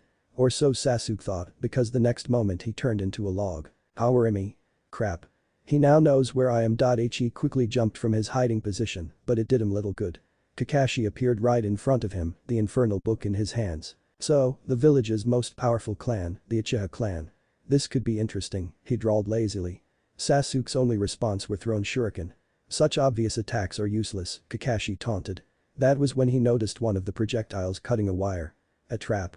A number of kunai sailed towards him. He evaded without trouble. The Sasuke jumped at him and engaged him in close combat. Naruto was running through the woods. He could see Sakura's soul in front of him clearly. It didn't take him long to reach the girl. Sakura-chan, he whispered. What do you want, Baka? Do you want to pass? Of course. Then we have to cooperate. Cooperate with you? She scowled. I won't let Sasuke fail. You won't? Whole squad either passes or fails. What? But Kakashi-sensei said. And you believed him. He is testing our will to stick together by pitting us against each other. And I'm supposed to believe that, Baka. You're just trying to separate me from Sasuke-kun, so you'll have me all for yourself. That's not true, Sakura-chan. Liar. She hit him on the head. This way you're going to fail and be separated from Sasuke for sure. Hey, are you hungry? I brought some food. He showed her a box of onigiri. Sakura's stomach rumbled loudly. You brought food. But Kakashi-sensei said. And once again you believed him. He lied once, why can't you believe he lied again? But he's our sensei. And he's testing us. Eat up. Your brain is going to work better with some fuel. She punched him again. I take it as thank you. He rubbed his sore head. Then he was assaulted by memories from a dispelled clone. Kakashi just got Sasuke, he announced. What? Sakura startled. How do you know? Naruto ran through the memories in his head. The Uchiha had put up quite a fight, but to no avail. Kakashi was too good for him. And in the end what had possessed him to stand so long on one spot? Wasn't he supposed to be a genius? He should know better than that. Now I know you are a liar, the pink-haired girl scoffed. Get lost, I don't want to do anything with you. She stood up and ran off. Naruto sighed. This wasn't going well. He created a cage bunshin to follow Sakura and went to find Sasuke, but he didn't have much hope in the Uchiha listening to him. Sakura was racing through the trees. She had to find Sasuke-kun quickly. She couldn't believe Naruto when he said that Sasuke was already defeated, but there was always doubt. What if something really happened to Sasuke-kun? Then she saw Kakashi standing in front of her, reading his book like he didn't have a care in the world. He didn't notice me, he thought. Sakura behind you. She turned startled. Kakashi-sensei was now standing directly behind her, his hands forming the rat seal. Leaves swirled around, obscuring her vision. When they cleared, Kakashi was nowhere to be seen. What was that? What's going on? Where's sensei? She thought frantically. Sakura. That voice. Sasuke-kun. He's calling for me, Kai. Inner Sakura was dancing with glee. She ran where she heard the voice from. There was Sasuke leaning to a tree trunk, kunai and shuriken protruding from him, blood flowing freely from his wounds, his leg twisted at an unnatural angle. Sasuke-kun, she whispered. She couldn't believe it. So Naruto was right after all. Ah. She screamed and fainted. That might have been a bit too much, Kakashi muttered, not even lifting his eye from his book. Naruto scowled. Sakura had refused to work with him and now she was out. And she fell for a genjutsu, of all things. Wasn't she supposed to be good with them? And Sasuke claimed he didn't want anything to do with him, even though he was stuck up to his neck in the ground. His dead clansmen were standing around, talking about how this was undignified and shameful for an Uchiha, and Fugaku kept repeating that his son wouldn't let himself be captured like that. Sasuke was scowling furiously and insisted that he didn't need Naruto's help, to the approval of the rest of his clan. Naruto's suspicion that he was aware of them was strengthened. He left a shadow clone with Sasuke in case the boy changed his opinion. He now had no choice than try and get the bells by himself. It went against the spirit of the test, but he might be able to salvage the result by donating them to his teammates. He looked at the sky. Noon was nearing rapidly and his time was running out. He had to hurry. Finding Kakashi was no problem. He was still near where Sakura lay, flipping through his book lazily. It wasn't good position to launch his plan. He'd have to lure the jounin closer to the river first. He made several clones and sent them to their positions. Then he stood at the clearing where he had fought the silver-haired man before. Hey, Kakashi, he shouted. Are you up for a rematch? Kakashi sighed. Was that even possible? Didn't the kid ever learn anything? But wait, the last time it was a clone. What was this one? Was Naruto planning something? It would be better to be careful. But he was only a genin. What could he possibly do? He walked slowly towards the orange-clad boy, book still in his hand, his eye seemingly fixed on it, but his attention was elsewhere. He suspected a trap waiting for him somewhere, but he was confident he could avoid whatever the genin had prepared for him. Say, Naruto, he drawled lazily, what makes you think you'll fare better now that you did before? You'll see. Obito grinned. It's really something. You're going to like it. Well, maybe not you but I certainly will. Why don't you come and see for yourself, his loud student taunted. So it's really a trap, Kakashi thought. I wonder what it is. Probably nothing too dangerous, but what if it damaged my precious book? Nah, that would be showing him I take him seriously. He walked with the book still opened in front of his face. Maybe it was thanks to this that he missed Naruto's victorious smile. You're going to get it, his dead Uchiha teammate shouted into his ear, which had absolutely no effect on the masked man. Naruto waited until the silver-haired man almost reached him before springing into action. He jumped forward and threw a violent kick at Kakashi, which the Jounin batted away lazily. But in the next moment he realized he was surrounded by dozens of Narutos. How did they appear so suddenly? He had no time to perform the technique. He decided it didn't really matter. What mattered was that he wasn't able to block all their attacks with one hand preoccupied. One of the clones came dangerously close to getting the bells. He escaped via a quick kawarimi and moved to put his book back into his pouch. That was when he realized he didn't have it anymore. Loser. Loser. Obito sing-song dancing around. Kakashi was worried. Where was his book? Did he accidentally drop it while fighting the cage bunshin? His questions were soon answered by a loud shout. Hey. The one-eyed man looked to where did the voice come from. He saw Naruto standing in the river, holding his prized possession right above the surface. Oh no, thought Kakashi. One wrong movement and he drops it into the water. The thought was enough to make him hyperventilate. I have your precious, the orange brat boasted. I'll return it to you for your bells. Oh, and try something and I'll throw it into the river.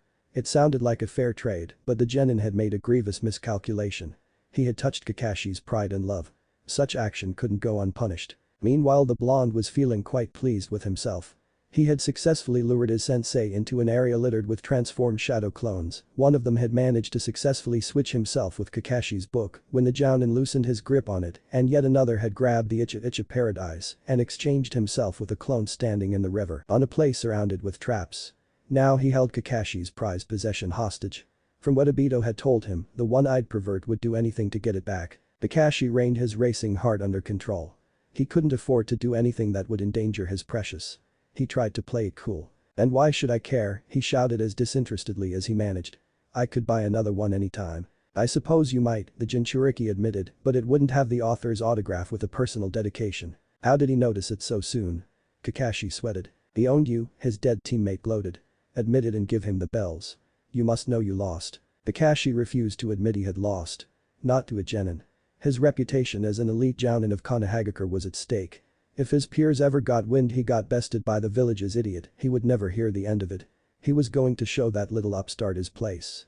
But the situation was dire and he had to approach it with utmost caution. That was why he did something he would never admit to doing when facing somebody below cage level.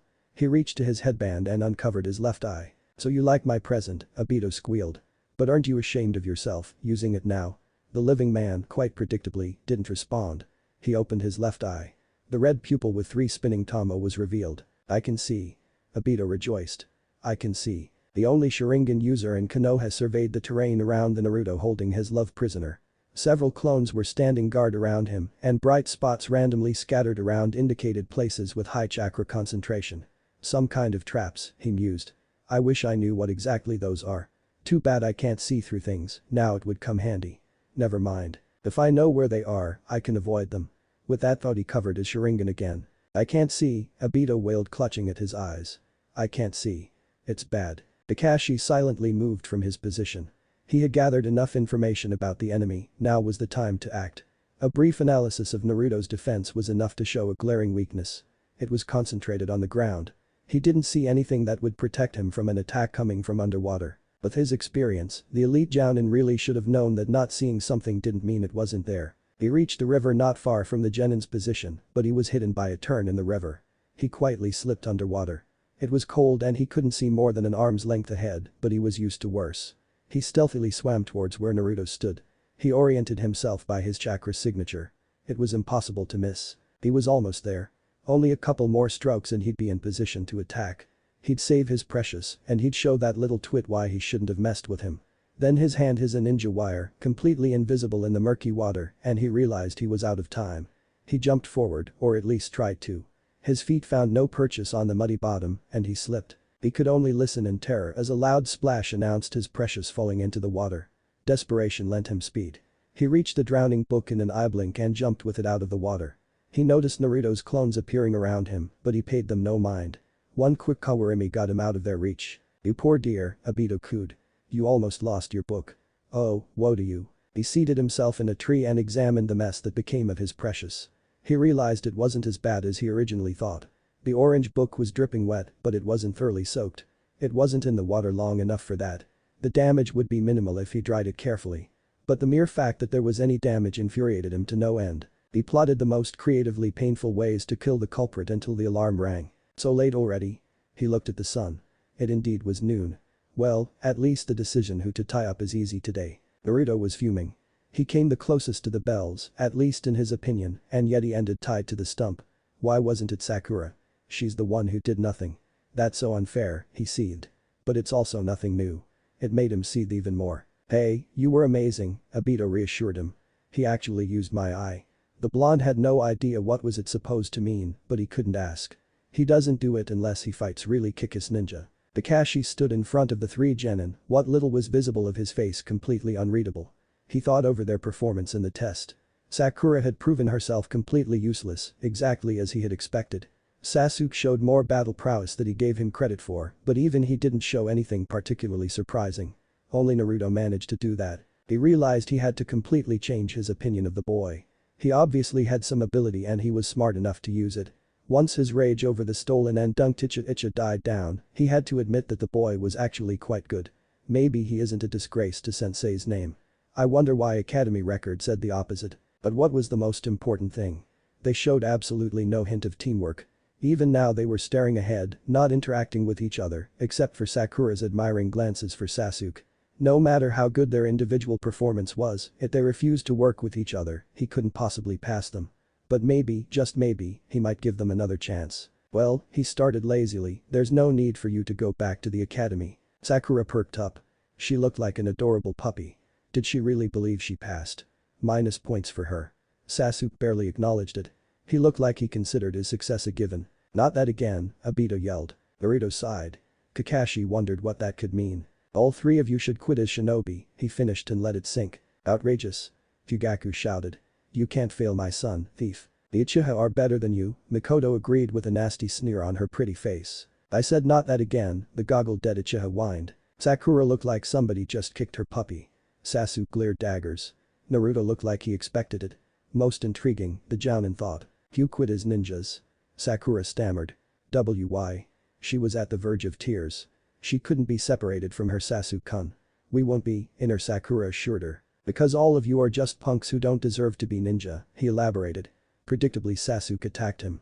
Kakashi moved swiftly, throwing the last Uchiha to the ground, kneeling on his back and twisting his arm, demonstrating the difference between a seasoned Jounin and a fresh genin. "How dare you treat my son like that, you trash," the dead Uchiha clan head shouted. "Yeah, man, you're harsh," Obito agreed. "That's why you're a punk," the Jounin stated. "Don't step on Sasuke-kun."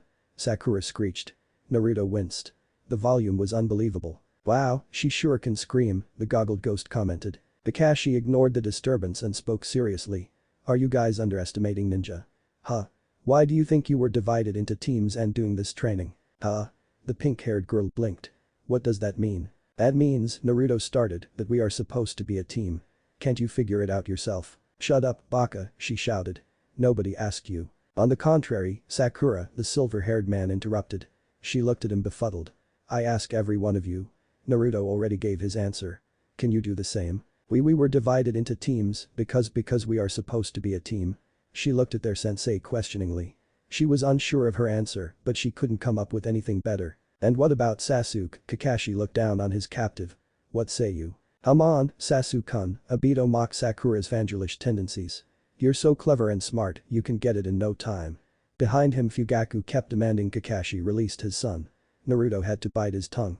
The dead Uchiha were hilarious. Whatever the living Uchiha said was muffled by the dirt he was currently biting. Judging from his tone, it was probably unpublishable. No answer? Well, the masked man shrugged, it's your loss. As your teammates almost guessed, the answer is teamwork. But, the Pincat started meekly, but then found her courage. What do you mean, teamwork? There are only 2 bells. So you noticed? Obito snickered. Even if we work together, one of us will still fail. The pink-haired girl was enraged. What teamwork? That just makes us fight each other. Of course. Kakashi shouted. The test is purposefully set up to make you fight among yourselves. Nasty. His teammate kicked him. Sakura looked puzzled. Naruto simply watched him with interest. That in turn interested the Jounin. He had never seen such reaction before. The purpose is to see whether you can forget about your own interests and work together, he explained. The true Uchiha serves no one, needs no one, Fugaku stated. Mikoto nodded in agreement. Yet you guys, he shook his silver head and sighed. Sakura, you were only worrying about Sasuke. I know that Naruto approached you, but you left. Why? He didn't give her time to answer. Sasuke.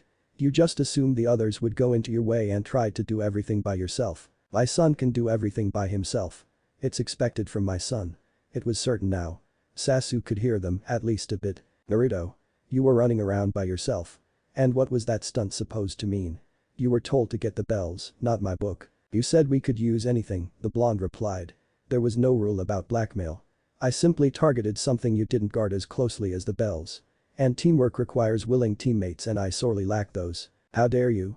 Sakura shouted, punching him. You see what I mean? Naruto looked at Kakashi. And the Jounin could see.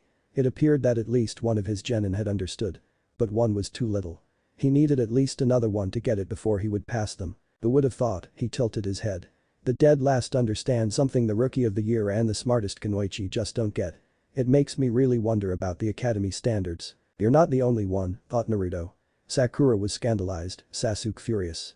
The dead Uchiha clan was scowling. Individual play that disrupts the team can put your comrades in danger, the sensei pointed out. Like it matters, Fugaku said. They're not Uchiha. And even get you killed, Kakashi finished seriously. For example. Sakura, kill Naruto or Sasuke dies. For a moment, he feared she might actually obey. What? She shouted, her eyes darting between her 2 teammates. You see? If a hostage is taken, you will have tough choices and then die. Like we had a tough choice, Obito said sadly. It was completely out of character for him.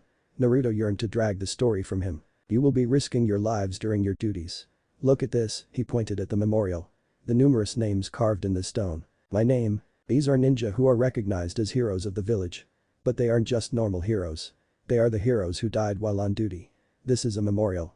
My best friend's name is already carved here. Some friends we were, Obito muttered sarcastically. Kakashi looked over his shoulders to the 3 genin. You, guys, I'll give you one more chance. But after lunch, I'll make it even tougher to get the bells. Those who still wish to challenge can eat lunch. But don't give any to Naruto. Meanie. Meanie. You're such a meanie. It's punishment for stealing my book. Hey. That wasn't against the rules, Naruto protested, but the Jounin's glare silenced any further defense. I am the rules here. Got it. You're a meanie. Kakashi finally released Sasuke and disappeared.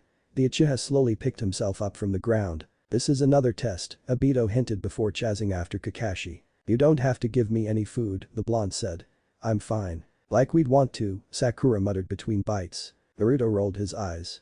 Teamwork, he whispered. Sakura scowled.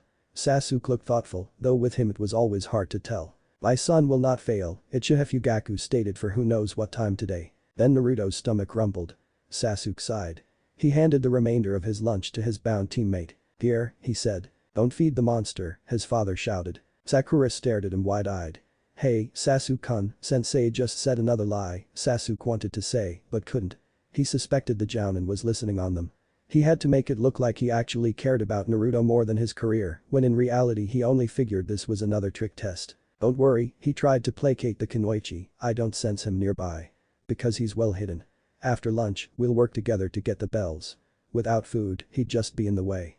Sakura looked at him thoughtful and then decided to follow her idol's lead. Maybe it would make him fall in love with her chi, he'll be all ours, inner Sakura boasted. Shanro. Then Kakashi appeared in front of them in a swirl of leaves. The 3 genin startled. You 3 he made a dramatic pause, pass. It was the first day of training after Team 7 passed Kakashi's test. Their sensei had told them to meet them at the same training grounds at 8. It was now 10:15 and he was nowhere to be seen. Where is he? Sakura fumed. Probably wherever he was yesterday and the day before that, Naruto answered. Irresponsible. And preposterous. Treating an Uchiha like that, Fugaku sneered. He shouldn't be teaching my boy, Mikoto agreed. Sasuke deserves better. The only living Uchiha present seemed to agree wholeheartedly. Everybody deserves better, Naruto thought. What have we done to deserve this? But then again, maybe the other instructors are even worse in their own way. He cut his musings short. He had other, more pressing concerns on his mind. Namely what to do about Sasuke's dead family. The more he watched them together, the more he was convinced that his teammate could indeed hear them. Either that or he had exactly the same thought process, which was a possibility as well. He had tried to help the brooding boy before, but failed. He had tried to speak to him directly back then, and he refused to respond. Maybe he should deal with his ghostly entourage now. But how? The dead Uchiha despised him even more than the living one. Maybe Obito could help. But the rest of his clan didn't hold him in high esteem either. And that didn't solve the problem of how should he talk to them without being catered off to the mental ward. Before he could come up with a solution, there was a swirl of leaves, and Kakashi appeared in front of them. His little orange book was thankfully absent. He's probably scared it would get destroyed. You're late. Naruto and Sakura shouted in unison and then looked at each other in surprise. A black cat crossed my path and I had to take the long way, Kakashi explained. That's my line, you thief, Obito shouted. Can't you come up with your own excuse? Naruto was hard-pressed not to laugh. Disgusting, Fugaku commented. Liar. Naruto and Sakura shouted once again. Sasuke slightly winced at their combined volume. Ruffians, the dead Uchiha clan head snorted. Unworthy to associate with my son. Anyway, the one-eyed man said completely undisturbed, now that everybody's here, let's start training. Yay. Training. Naruto exclaimed happily. If he had to wait any longer, it would have driven him crazy. Ruffian, Fugaku repeated. That's some enthusiasm, Kakashi remarked. If you're so eager, let's get started. The three of you, run 100 laps around the training grounds at top speed and don't use chakra to aid you. What? Sakura looked horrified. That was considerably more than she was used to running. I said 100 laps, do you have trouble hearing? No. Now go. The three genin obeyed and ran. The jounin took out his book and started reading. He had plenty of time to finish the chapter. Naruto and Sasuke took it as a challenge. They tried to outdo each other. At first Sasuke was faster, but after about 40 laps his stamina began to run out and Naruto, who didn't slow down the whole time, began gaining on him again. The last Uchiha couldn't allow himself to be bested by the dead last and drew on his reserves, cheered on by his deceased clan. It lasted him another 30 laps. Then he slowed down again. Naruto kept a steady pace the entire race. He caught up with the dark-haired boy during lap 94. Why so slow, team, he shouted. The rookie of the year grunted and pushed the last dregs of his endurance into his legs. It got him through exactly 4 laps. During round 99 he began falling behind and in the last lap Naruto gained a fair lead on him. Yay. I won. He shouted dancing around. You won, great. Obito congratulated him. Sasuke dropped down and panted heavily. His family scowled. Unacceptable, his father said. My son shouldn't have lost to the monster. Even Mikoto frowned. Sakura was at lap 72. Kakashi sighed.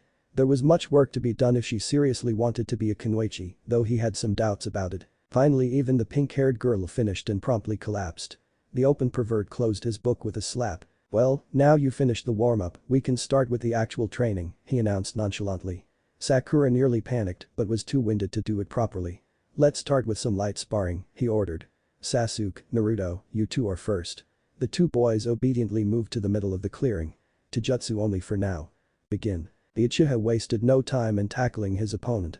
The blonde blocked his violent punch but winced under the force of the impact. The dark-haired boy gave him no time to recuperate and followed with a roundhouse kick. The orange-clad boy jumped back to avoid it. The class prodigy was on him again before he could blink. He was furious about his loss in the run and he wanted to get back at the other genin for it. The fight was pretty one-sided.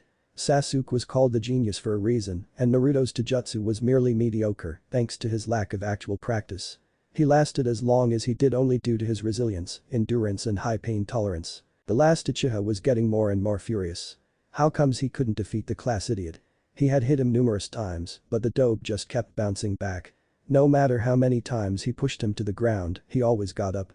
He barely heard Sakura asking their sensei why he didn't call the match. Kakashi answered her that in real life there was no calling the match, you fought until the end. That was right. He would fight until the end. He would stomp the dead last to the ground until he wouldn't be able to dig himself out. He attacked with more power than before. Unfortunately for him, he overreached, and when the foxy boy narrowly dodged his fist, he found himself completely open to a counterattack. He didn't realize this until Naruto's fist in his rib sent him flying backwards. He roared in pain and anger. How dare he strike him? He jumped to his feet and ran at the short blonde. The boy had hard time blocking even few of his punches. He tried to form a counterattack, but Sasuke didn't let him. Soon he forced Naruto on his back and then stomped on him with all his might. "There you have it, dope," he sneered. "As expected from my son," Fugaku praised him. "Good work, Sasuke," Mikoto smiled gently. "You're so mean." Obito chastised him. "What had he done to you?" Naruto only spat out blood. Kakashi frowned. This was bad. A healthy competition between teammates improved their individual performance, but what he witnessed today went far beyond that. He would have to do something about it or the team wouldn't be able to function. "The match is over," he called. Sasuke won. "Now Sakura, you'll spar against Sasuke." The pink-haired girl looked unsure of herself. She never doubted she would lose, but she was scared her idol might beat on her like he beat on Naruto. That baka deserved it, inner Sakura supplied, but it wasn't enough to convince her. She reluctantly took her place facing her crush. "Begin," the silver-haired man ordered. The fight was quick. The young Avenger attacked without preamble, and the fangirl made a few half-hearted attempts at defense. She ended on the ground within a minute. "Sasuke won," the Jounin declared. Inside he was frowning. The girl proved herself completely useless. There was one last chance for her. Now Sakura fights Naruto. The last Uchiha strolled away and Naruto resumed his position in the middle of the clearing. He seemed completely unbothered by the beating the Rookie of the Year had inflicted on him. "Begin." Sakura immediately attacked. Naruto blocked her without much trouble. She attacked with more strength, with the same result. That frustrated her. She tried a kick, but the blonde evaded. This had gone on for several minutes until the pinkette started to tire. Her movement became more and more sluggish. This was when her opponent went on offensive. The fight was over in moments, with the Kunoichi down on the ground. "Winner Naruto," the masked man announced. "Your performance was pretty pathetic overall." "How dare you," Fugaku growled. Sasuke scowled. Sakura looked sheepish. Naruto watched him attentively. "Sakura, you know the standard academy taijutsu well, but you have little strength and stamina. Naruto, your forms are a mess. You can't count on outlasting every opponent, they would kill you before you have the chance to do so. Sasuke. You might be the best in terms of ability, but you let your pride rule you. That is exactly the kind of thing that would get you and your team killed." He made a pause to let his words sink. "Next thing we'll be practicing your teamwork." He took a bell from his pouch and fastened it to his belt. "Well, you know the drill. You have 5 minutes to form a strategy. Then begin." He shined away and covertly watched what his team would do. "So how do we do it, Sasuke-kun?" Sakura sucked up to her crush. "You just don't get in the way," the Uchiha suggested. She looked like he just slapped her. "That's right," Fugaku agreed. "You're just a clanless excuse for a kunoichi." "Hey, we're supposed to be practicing teamwork," Naruto reminded them. "Fine," the dark-haired boy scoffed. "Sakura can be bait then." It took nearly 2 minutes of insults before they got to actually discussing strategy. What they agreed on in the end was half-baked at best. It started with Naruto's horde of Kage Bunshin attempting to herd Kakashi to where Sasuke and Sakura prepared traps where the Uchiha would try to force the Jounin into an unfavorable position from where the girl would snatch the bell. It failed right at the beginning. The silver-haired man outright refused to be herded anywhere, instead performing Kawarimi with Naruto's clones, making them hit each other. Even when the blonde caught up on his trick, he couldn't make the older man go the direction he wanted him to. Sasuke came out of hiding to fight the Jounin without the aid of pre-prepared traps and failed promptly. Sakura didn't even come close to Kakashi. Needless to say, they didn't even touch the bell. "Do I even have to tell you how you did or can you figure out for yourselves?" he said sternly. "Not well," Obito commented. The rest of his clan looked disappointed. The 3 genin stared at the ground. "Well, it's late now, so you have an hour for a lunch break. In the afternoon, we'll go for a mission." "Yay. Mission." Naruto rejoiced. Even Sakura perked up and Sasuke was interested. Kakashi allowed himself a small smile. He wondered how long would their enthusiasm last once they knew the joy of D ranks. Kakashi was currently wondering whatever had possessed him to pass this team. How did he ever mistake whatever they did during the bell test for teamwork? It sure looked that way, but it must have been something else. What they were doing now had nothing in common with any kind of cooperation. After the disaster that was the morning training, he decided to take his team on a mission. They got a simple D rank, what else, to paint a fence. What could possibly go wrong with it? A lot of things, obviously. First came the moment the mission objective was announced to them. They were obviously under some delusion that they would be sent on a higher ranking mission right out of the academy. When Naruto heard what they were supposed to do, he shouted what? At the top of his lungs. Did he think it was beneath him? He actually thought I'm going to ruin my best jumpsuit, but his sensei had no way of knowing that. Sakura shouted shut up, baka, and punched him over the head, which made the foxy boy make puppy eyes on her, but she herself looked scandalized. Sasuke only brooded a bit more intensively than usual. When they reached the site, they found out that the client wanted his fence painted a horrendous shade of yellowish green that clashed horribly with Sakura's dress, so she nearly refused to come anywhere near it.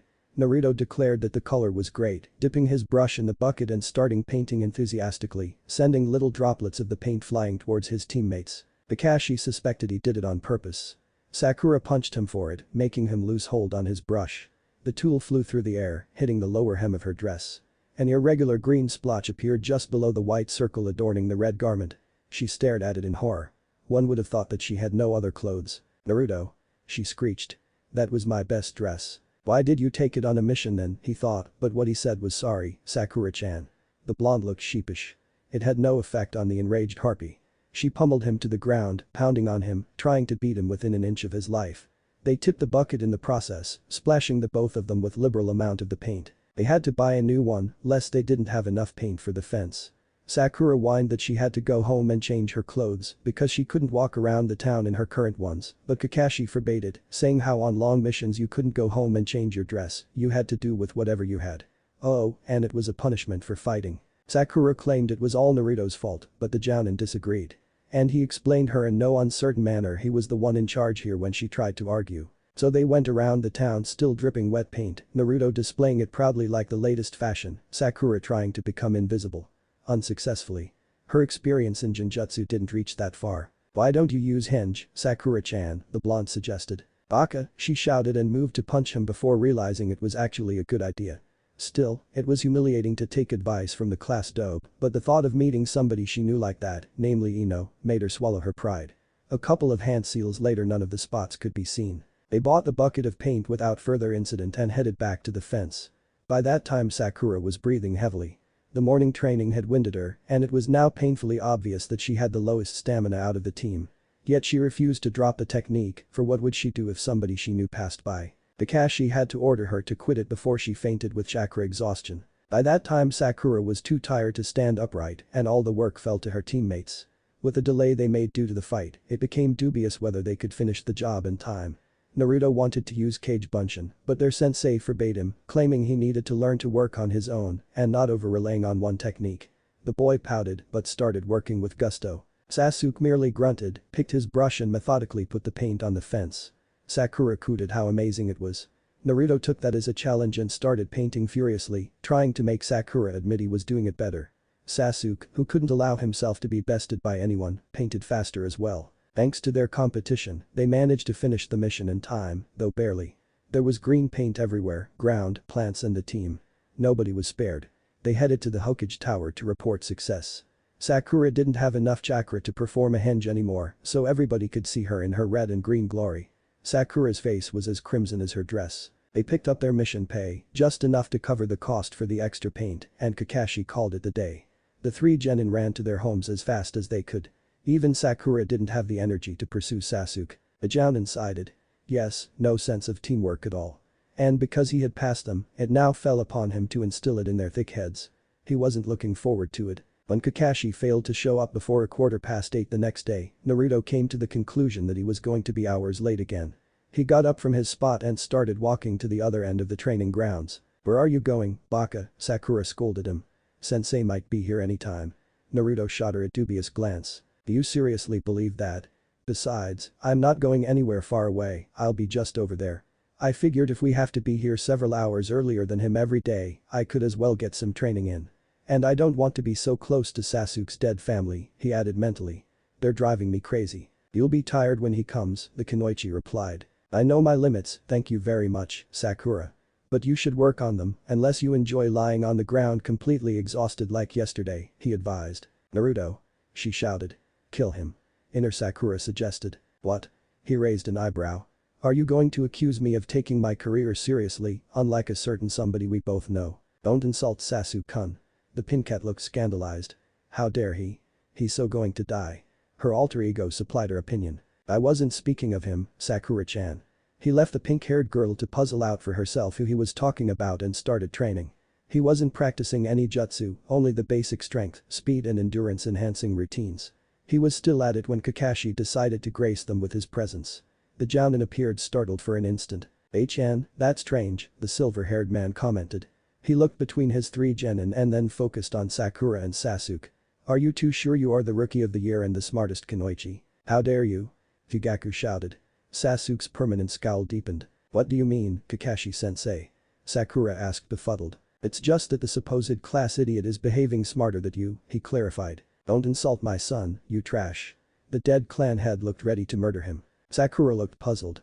Sasuke huffed. "Even if he trains he's still a dope. And he would be tired for the real training," the kunoichi added. "The good ninja shouldn't tire so easily, Sakura," Kakashi corrected her. "And Sasuke, don't badmouth your teammate. If you are true ninja and not just some punks playing at being shinobi, you should be training with him."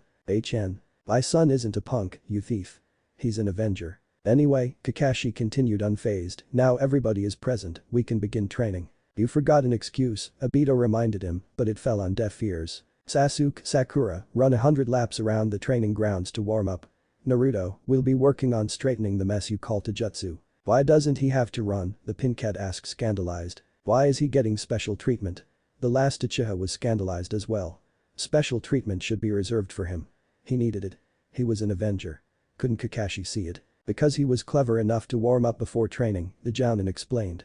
"And you two shouldn't waste any more time." "He's still a dope," Sasuke scoffed before running off. "Team," Naruto shouted after his retreating back. "Baka," yelled Sakura before chasing after her Sasuke-kun. Naruto found the private lesson with Kakashi very educational. The academy instructors had never shown him so much in so little time. Then Sasuke and Sakura finished running and it was time for team spars. Sasuke tried to pound Naruto into the ground again, but the blonde was holding his own better than yesterday. In the end he lost anyway. Sakura then predictably barely touched both of her teammates. Then followed the dreaded teamwork exercise. Their new strategy was slightly better than their last one, but they failed to obtain the bell anyway. In the afternoon they took another D-rank mission. It thankfully included no paint and they fared better than yesterday. The next day Naruto didn't even wait if Kakashi would come in time and started training right off the bat. After a round of warm-ups he created several clones and took Taijutsu spars against them. Sasuke decided it was a good idea and wandered to the opposite side of the training grounds and practiced his Taijutsu kata. Sakura cooed on him and prattled about his awesomeness. The last Uchiha ignored her pointedly. When their tardy sensei finally arrived, he sent only the kunoichi running, much to her horror. He had the boys spar against each other and then corrected the mistakes in their forms. As soon as the Pincat finished, he made her spar against her teammates. She was barely able to move due to exhaustion, so the fights ended almost before they began. The third day Sakura finally caught on and even she started training, though she made sure she looked good for Sasuke. Kakashi didn't send any of them running, instead working with them right from the beginning. Naruto wasn't sure, but it looked like the man was smiling behind his mask. In the following weeks, they fell into a routine. In the early mornings the three genin trained individually, practicing strength, speed, kata, chakra control or ninjutsu, depending on whatever they felt they needed. Then Kakashi came and they were sparring, practicing teamwork, polishing their forms, and sometimes even learning new moves. Afternoons were reserved for D-rank missions. After 3 weeks they managed to touch the bell for the first time, and 4 days later Sasuke actually snatched it. "You're wonderful, Sasuke-kun," Sakura cheered. "We did it." Naruto laughed.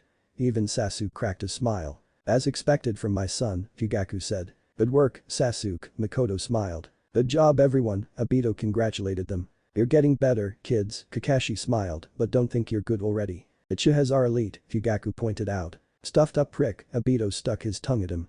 The clan head scowled, which had no effect on the outcast. "But you're now good enough to learn some of the more advanced stuff. Tomorrow I'll teach every one of you a jutsu," he promised. "Yay?" Naruto punched the air.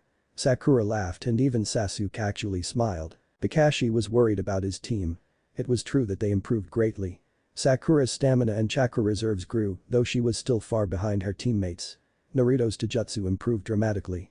During his numerous spars with his Kage Bunshin he realized he retained some of his clone's memories. He then used it to test various moves. It dramatically shortened the time needed to get the right form. The muscle memory he had to train with his real body. Sasuke's abilities improved as well, though it wasn't as dramatic as with his teammates. That was something that angered him to no end, so he started secretly practicing another jutsu from his clan's repertoire during the evenings. He wasn't finished yet. But this was where the positives ended. Even though they finally took their careers seriously, even though their teamwork had improved with every drill and every mission, they were only going through the motions. There were no real bonds forming between his students. In every session, Sasuke would try to beat Naruto into a bloody pulp without fail. The blonde looked like he didn't mind, but Kakashi could only wonder how long was that going to last. Nobody could take such abuse indefinitely without effect, and the silver-haired man could only wonder when he would finally snap. He was sure that when it happened, it wouldn't be pretty. That brought him to the next matter on his mind. What was he supposed to teach them? Nothing too destructive, that was one matter he was certain about. The boys were prone to use it against each other, and he didn't want them to cause any permanent damage. Sakura was easy. The girl still had low stamina, but very good chakra control, so it would be a genjutsu for her. He wasn't an expert on those, but he knew several useful ones. He didn't have to think long to decide on which would be the best for her. Then he thought about Naruto. The blonde already had one powerful technique in his repertoire, the Kage Bunshin. He needed something he could use in conclusion with it, some short-range melee jutsu that could be activated quickly. Too bad he didn't know what his elemental affinity was. It would have narrowed his search considerably. Ah, well, he'd get to it later. Then there was Sasuke. Not only he couldn't give him anything too destructive, he had to show him something powerful enough to catch his interest. If the last Uchiha thought he was being overlooked, it would destroy what little team dynamics they had. Once again he mused on whatever had possessed him to pass this particular team. If they won't improve soon, he would have to do something drastic, like taking them on a mission somewhere far away and forgetting them there. He sighed wistfully. Too bad he wouldn't get away with something like that. He shook his head. He had no time for idle musings. He had a job to do. He got back to considering what jutsu he should teach the boys. The next morning Team 7 awaited Kakashi's arrival eagerly. They were all training diligently, but only half of their minds were in it. Because their sensei had promised to teach them a jutsu, Naruto was refining his chakra control. He had first heard about tree walking a long time ago, but it took him nearly as long to figure it out. The first few exploding trees had deterred him from trying again for quite a while. But now he was walking up and down the trees with little trouble. He only made sure none of his teammates could see him. He even positioned clones as lookouts. That brought his mind to a less cheerful topic, namely his team. His attempts to improve their relationships had ended in vain, usually before they could begin in earnest. He still didn't find an opportunity to talk to the dead Uchiha clan. Sasuke was trying to kill him every spar, obviously enraged that the dope was improving faster than him, even if he was still below his level of proficiency. Sakura at least was beginning to resemble a kunoichi. That made her less likely to die on their first mission, which made him glad. Worse was that she didn't warm up to him one bit, hating him for making her Sasuke-kun unhappy. He had tried to initiate some team bonding activities with her, but she was always chasing after Sasuke. He considered it a success when she didn't punch him. That said a lot about how screwed their team was. He sighed. He would have to do something soon, but no matter how hard he racked his brain, he couldn't come up with anything that might actually work. Then finally Kakashi-sensei appeared. The three genin ran to him eagerly. "Sorry I'm late, an old lady needed my help carrying her bags home and she kept forgetting when she was living. We have walked through all of Konoha before she remembered. That's my line." Obito screamed at the top of his lungs. Disgraceful, Fugaku sneered, and Mikoto nodded in agreement. It was the comfortable routine of every morning. "So now everybody's here, we can begin." He withdrew 3 scrolls from his pouch and threw each of them to one genin. "Read them thoroughly and ask me if there is something you cannot understand." Then he sat down and buried his nose in Icha paradise. That was another thing that never changed. "Get a girl finally," Obito advised, but just as every other time it was unheeded. Naruto sighed and opened his scroll. He read the name at the top. Taishi no Jutsu, the pushing hand. It didn't sound like much, but he wasn't one to judge a book by its cover. He unrolled the scroll and started reading. He had to admit that this technique really sounded interesting. It gathered chakra into one's palm and then pushed it forward in a strong pulse. It could be used to enhance the damage done with punches. When used properly, it could give the illusion that the user was much physically stronger than he really was. There was a warning that it took up a lot of chakra, but that wasn't a problem for him. What was worse, it required good control to do any damage, otherwise it was only a huge waste of energy. Well, he'll just have to train a lot. Sakura studied her scroll intently. "Yachi Rinban, the world's turn," the name tag said. A genjutsu. She was always good with those. This genjutsu makes the target see everything at a different angle, as if he was facing another direction than he really is. A skilled user of this technique can control the angle of the shift. The user must be careful not to make the change too big, otherwise the illusion would be easily recognized because it cannot make the target see something outside his field of vision. If cast while the target is moving, he might not notice he's under the technique. This is quite a limitation on its usefulness, thought the Kunoichi, but it is still useful to confuse the enemy. She proceeded to study the details. Sasuke opened his scroll with impatience. Finally he was going to learn something powerful. A step closer towards avenging his clan. He opened the scroll and read. Kaiten Ryuka no Jutsu Dragon Fire Technique. This jutsu uses wires to guide a torrent of flames alongside them. If the user manages to bind the target with ninja wire, this attack is deadly. Deadly? Sasuke like that? Yugaku was reading over his son's shoulder. The nerve of him, he scoffed, doesn't he know Kaiten Jutsu are the Uchiha's domain? We have a library full of them. And this one as well. True, my dear, Mikoto added. The thought suddenly entered Sasuke's mind. Didn't he see this jutsu scroll before? He wasn't sure, but he couldn't rule it out. There were many scrolls in his clan's library. He didn't remember what they all were about. He'd have to check it out. Any questions? Kakashi asked after all three genin read through their respective scrolls. Sakura had some technical question, and the jounin answered it to the best of his knowledge. If there's nothing else, let's practice. The next day Sasuke appeared in a foul mood. He had searched his family library, and it didn't take him long to find the scroll with Ryuka no Jutsu there. He wasn't pleased that Kakashi gave him a scroll he already owned. But he had to admit that the one-eyed jounin couldn't possibly know what jutsu the Uchiha clan possessed. But fire techniques were their specialty. He should have known it. Everybody should know it. He didn't say anything. He had to admit Kakashi was trying. He was going to give him the chance. The training progressed much like it did before. The individual abilities of Team 7 improved and they were integrated into their teamwork. Kakashi tested it again with the bell. He now had to actually pay attention to the three genin now. Otherwise there was nothing to be proud of. Naruto tried addressing Fugaku once, but the dead clan head got offended and shouted at him. His teammates were looking at him strangely, much to the delight of Obito. Kakashi's deceased teammate was snickering at him about talking to ghosts for days after the incident. Naruto decided to put off further attempts until a better opportunity arose. Unfortunately he had no idea how said better opportunity should look like. The bond among the genin weren't strengthening as well. Sakura didn't lash at Naruto so often, but otherwise she didn't warm to him a bit. Sasuke brooded as ever. Sakura still worshipped the ground he walked on, but didn't do it 24/7 anymore. Her training was slowly shaping her into a competent kunoichi, and her confidence rose, though only a little. Kakashi frowned behind his orange book. He was worrying about his team too much. He couldn't even enjoy Icha Paradise properly anymore. That simply wasn't tolerable. He had to do something about it. But what? Take them on a C rank. A boring mission would accomplish nothing. And should they encounter an enemy, how would his genin react? Would they be the well-oiled machine they were during training or would they fall apart entirely? There was only one way how to find out, but the silver-haired jounin was reluctant to pursue it. What if the answer was no? Would he be able to face the consequences?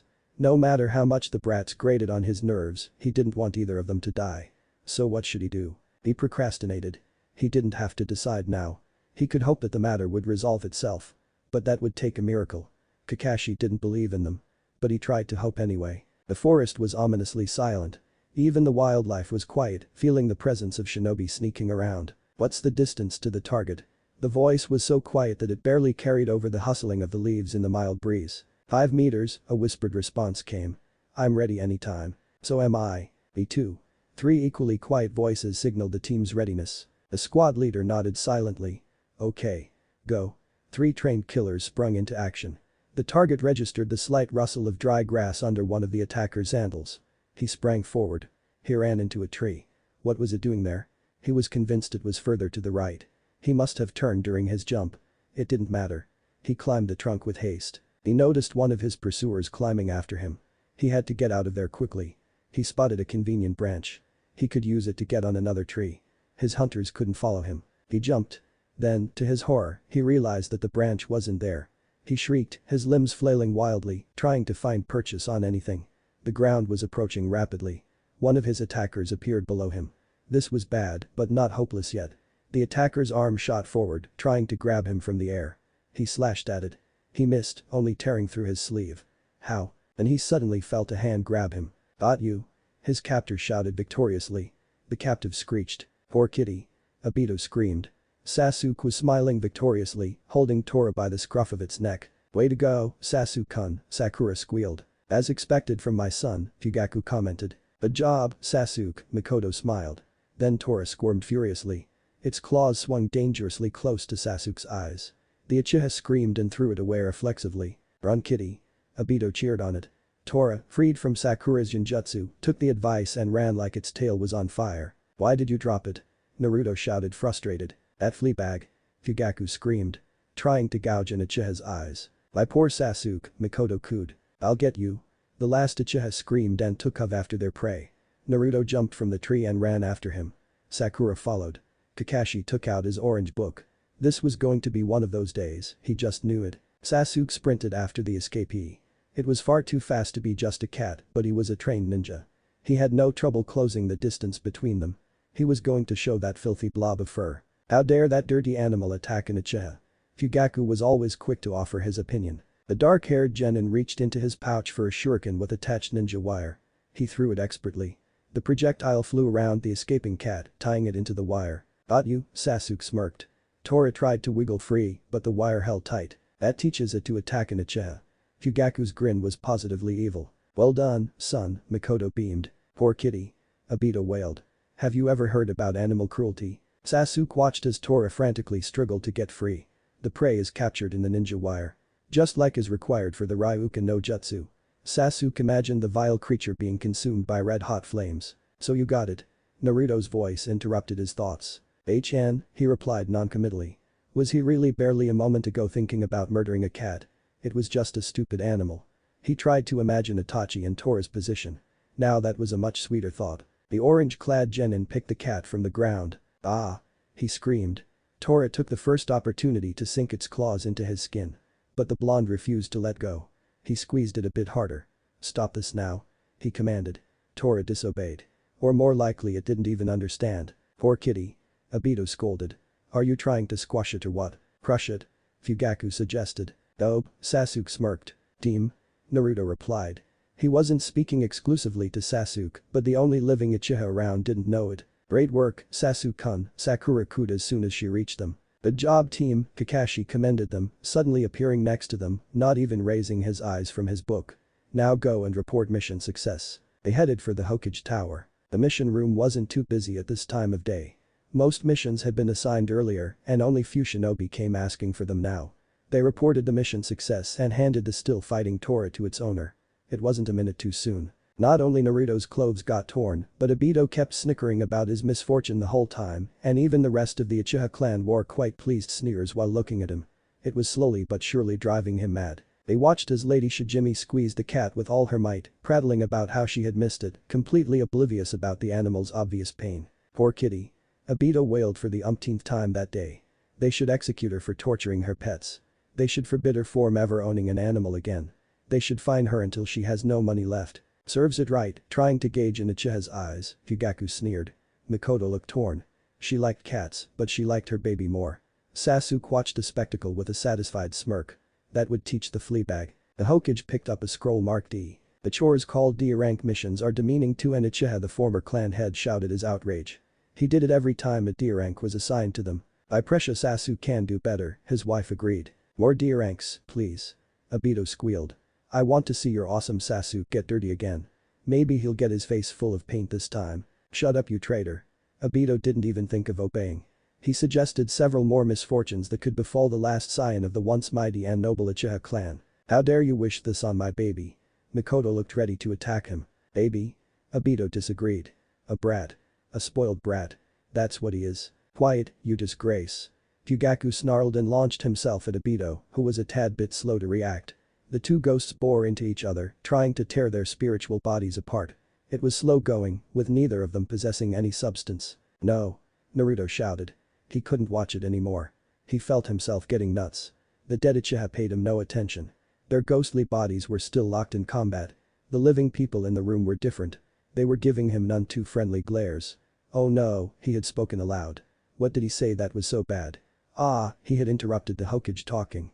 "What about?" Probably assigning them another crappy mission, Naruto wasn't sure. The old man's voice was completely drowned out by the Uchiha's argument and subsequent fight. Now how to salvage the situation?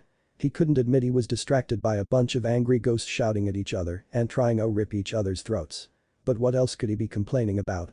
"Ah, the mission. No." He shouted again. "No, thank you.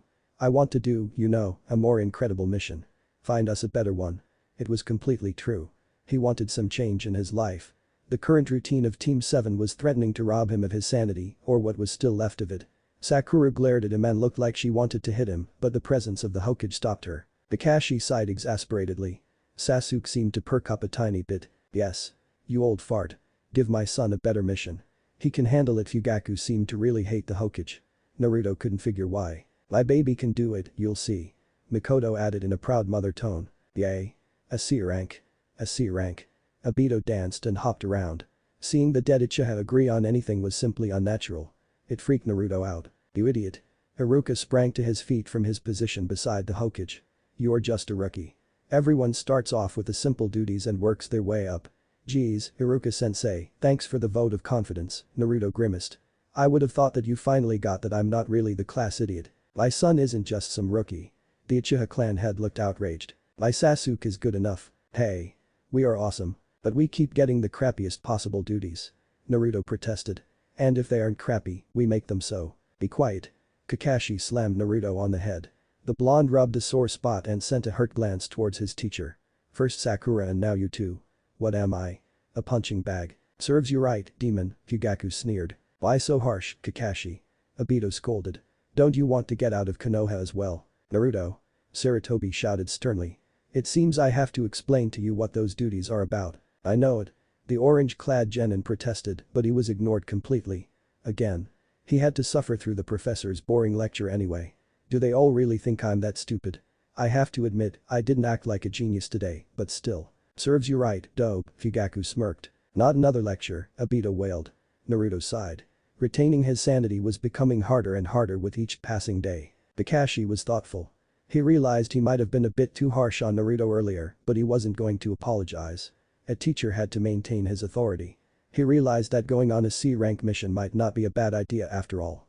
He had considered it earlier, but always postponed asking for it until Naruto did it for him. Going over their latest performance in the teamwork exercise, he admitted they might be able to handle a fight now. Finally the Hokage finished his speech.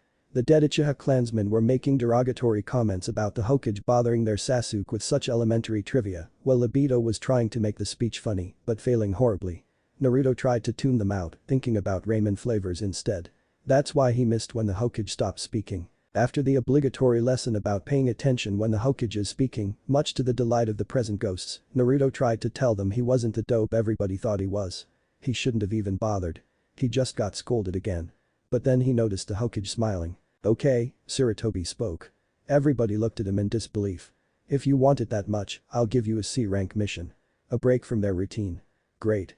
Naruto nearly started dancing. Finally you acknowledge my son's skills, Fugaku grumbled. You can do it, Sasuke, but be careful, Mikoto smiled. We're going on a trip. Missions aren't trips, you disgrace. Naruto's earlier elation dissolved like snow in summer. He realized that the spirit Uchiha clan would be going with them. It's a protection of a certain individual, the Hokage continued. Why don't I like the sound of this? Who is it? He inquired. He tried to sound professional for a chance, despite his suspicion that it was a wasted effort. Yes. Who? Obito looked like a puppy with a bone. A princess. A daimyo. An actress. Disgrace. Shameful. Fugaku's sneer seemed to be permanently etched into his face. Would you come in here? The Hokage addressed somebody in the next room. The door slowly slid open. First a sake bottle appeared, then a tanned calloused hand holding it. What is this? A slurring voice asked. They are all a bunch of super brats. How dare you insult an Uchiha? Filthy old drunkard. Take this, Kakashi. Obito snickered. You aren't super brat. He saw through you in one. Super brat. Super brat. Their mysterious client entered the room whole. It was an elderly man with a wiry frame who despite his age retained his health. And despite his drinking too. Especially, he slurred, the shortest one with the super stupid looking face. His eyes bore straight into Naruto. Are you really a ninja? Hey. Yes, Fugaku smirked mockingly. Are you really a ninja? There was only so many insults Naruto could take in one day. A kunai appeared in his hand within an instant and he sent it hurling in the direction of their client. The blade hit the bottle in his hand, shattering it and embedded itself deep into the wall behind it. I'd say I am a ninja, he spoke in a don't mess with me or else tone. Naruto baka. Sakura smacked him over the head. Don't kill our client. Crash, Fugaku commented. He doesn't know the first thing about proper behavior. He didn't specify who he was talking about. I wasn't aiming to kill, he replied. She scowled. Their client only stared at the remains of his booze supply, now slowly dripping on the floor. He shook off his shock quickly. He leaned forward, trying to look important and intimidating. His obviously inebriated state wasn't helping any. "I am the super expert bridge builder Tazuna," he introduced himself. "You look more like super expert sake drinker to me," Obito snickered. "Who ever heard of you?" Fugaku scoffed. "I expect you to provide me super protection until I get to my country and complete the bridge. You hired an Uchiha. Of course we are good." "Dude, you picked the wrong team," Obito commented. "Poor you." Next came the necessary briefing about where they were going and when were they leaving. Naruto listened with only one ear. His eyes were seemingly focused at an empty patch of air just behind Tazuna's shoulder. A ghost was standing there. A ghost a bridge builder brought. The man was only staring ahead, not saying anything. He didn't seem like the kind that would respond to him, but he looked like a new one to Naruto. The blonde couldn't be sure, but he usually could guess pretty well how long a spirit was dead. And if there was a fresh ghost following Tazuna, it probably meant there was something sinister going on. They will have to be extra careful. The first day of their mission passed uneventfully. That is if you don't count Kakashi being late, though only by a quarter an hour, Sakura screaming at him and the dead Uchiha clan running endless monologues about responsibility and traitors. The sun was shining on their way, the birds were singing sweetly, the flowers were blossoming, and the wind was rustling in the leaves. It was such a beautiful day that even the constant derogatory comments of the deceased Uchiha clan couldn't ruin Naruto's mood. Tazuna's jibes were completely lost on him. The road they traveled on was rarely used and there were few inns near it and far between. They passed one during the afternoon, but Tazuna insisted it was still too early to retire and they walked until darkness fell. They built a camp in the middle of woods. Naruto was assigned the middle watch. Usually nobody wanted it, but he didn't mind. The opportunity he was waiting for finally came. He waited until Sakura, who had the first watch, fell soundly asleep. He created half a dozen cage bunchen and stationed them around the camp. Then he got up from his position and approached the sleeping Sasuke. More precisely his dead family. The ghost scowled as he approached. "Don't bother the Uchiha, trash," Fugaku scowled. "I come in peace," Naruto replied. It sounded lame even to him. "Are you deaf?" Fugaku scowled. "I said don't come close. Please, listen to me." "No." Naruto sighed. This was going to be harder than he imagined. "I know you are suffering, but do you have to torture Sasuke as well?" Sneers were his only answer. "Aren't you his parents? Shouldn't you want him to be happy?" "What do you know about us, demon?" Fugaku hissed. "Happiness isn't the Uchiha way," Obito commented, his voice hollow. "Do you have to destroy what little family you have left? Surely they would have to see reason." "Go away, demon, or maybe not." "I can't," the blonde shook his head. "Not until you answer." "Go away, you vile creature." Mikoto shrieked. "It's all your fault." "So you said before. And how exactly is it my fault?" "It's your fault some ghosts were extremely stubborn this way. So you insist on being difficult. Are you truly beyond reason?" "Don't insult us, demon." The glares they sent him now were positively icy. "If you still have the ability, think about the well-being of your son," he pleaded. "He will become strong," the clan head declared. "I didn't mean that." He said it a bit more loudly than he wanted. His patience was stretched in. Sasuke stirred in his sleep. "How dare you disturb my son?" Fugaku bellowed. He launched himself at Naruto. His clansmen followed suit. Naruto soon felt the familiar cold seeping into his veins. He decided to call a retreat. There would be another night. He'll have to think more carefully about what he was going to say. It was a long time before the spirits of the Uchiha clan calmed enough for Naruto to return to the camp. There was still over an hour of his shift left, so he tried to talk to the other ghost he wanted to talk to, namely the one that was following Tazuna. But the man wasn't capable of holding a conversation. He mostly stared ahead, sometimes muttering something about being scared, the bridge and some Gato. Naruto couldn't make any kind of sense of it, but one thing he knew for sure. There was more trouble ahead than they bargained for. The next morning dawned bright and clear and the party embarked on their journey. Most of the day went very much like the previous one, bright, sunny and disrupted only by the occasional comment. Sakura asked Tazuna whether they had a hidden village in Wave Country and a lesson of geography followed. During the night Naruto tried to talk to the dead Uchiha again. They greeted him with their usual insults and sneers, but he ignored it. "What would bring you peace?" he asked. "Go away, demon." Daisum Uchiha the genin didn't know by name suggested. Mikoto remained silent, looking sad. "Our clan must assume its rightful place," Fugaku answered. "Stuffed up pricks," Obito commented. "Kill the traitor," somebody said. "My poor baby," Mikoto sighed and looked like she was going to cry. "Whose blood will ease your suffering?" "The traitor. That old geezer. That murderer. You, demon." The Jinchuriki sighed. The Uchiha seemed determined to be unhelpful. "Would the death of the person who killed you be enough?" "Yes." "No. All of them must die." "All of whom?" Naruto hung his head in exasperation. This seemed to be leading nowhere. But he wasn't giving up just yet. "Can you be reasonable?" he pleaded. This shouting is unbefitting of the noble Uchiha clan. What do you know about noble, trash? How dare you? We are superior. There's no doubt about it. You're a bunch of pompous asses. Obito shouted. You're a filthy traitor. I'm not. The orange-clad genin exhaled deeply and counted to 10 in his head. It didn't seem he was going to get anywhere today. Can you please get back on topic? He asked. He was completely ignored. The Uchiha clan didn't stop their bickering until his watch ended, so he had to try again the third night. What binds you to this world? He inquired. Our blood. Our pain. Our vengeance. Typical. Ghosts usually answered this way. Emotionally, but with little information given. What does Sasuke mean to you? He's our avenger. My baby. He couldn't stop his brother, so they didn't know what they wanted themselves. Great. Why do you even bother with them? Obito asked. Why, indeed. Because they are tormenting my teammate, he answered. And he is tormenting you, the goggled Uchiha ghost pointed out. That's irrelevant, the blonde answered. We're still a team. No matter what kind of stuffed up ass he is. I had a stuffed up ass for a teammate as well, the goggled boy said. You did? Naruto looked at him in surprise. Of course, the ghost confirmed. The masked dude over there. Kakashi. Him. A stuffed up ass. The orange-clad genin couldn't believe his ears. Yes, him, Obito confirmed. I find it hard to believe. You should have met him when we were young, the spirit replied. He was such a stickler to the rules that it wasn't even funny. Always used to chew my ears off for showing up late. But he's the one who's always late, the Jinchuriki pointed out.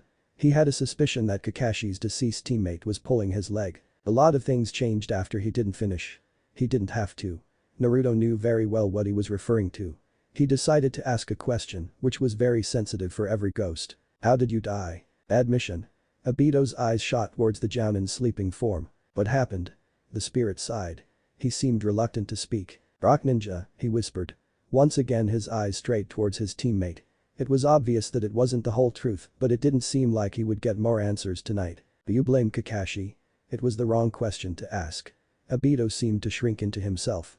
Naruto sighed. This was going nowhere. But there were many nights ahead on their mission. He hoped he would have more success next time. In the afternoon of the fourth day, Naruto noticed a suspicious puddle ahead. If it wasn't for the fact that the road was dry and dusty, then the ghosts glaring at it would tip him off that there was something wrong with it. Naruto glanced at his teammates. They looked completely oblivious to the strange occurrence. Miss Ninja liked to hide in puddles. Naruto remembered what quite a few shinobi ghosts listed as their cause of death. There must be some hidden within the puddle, and the ghosts around are their victims. But now how to alert the team and not the enemy? He shook his water bottle. It made a splash. Kakashi-sensei, he started. Do you think there's a spring nearby?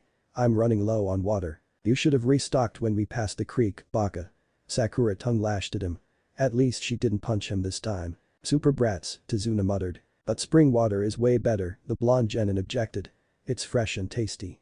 There must be one here. Why else would there be that puddle? What does it matter, Baka? Better watch the forest, Sakura suggested. You'd never notice anyone hiding there this way. The demon vessel sighed.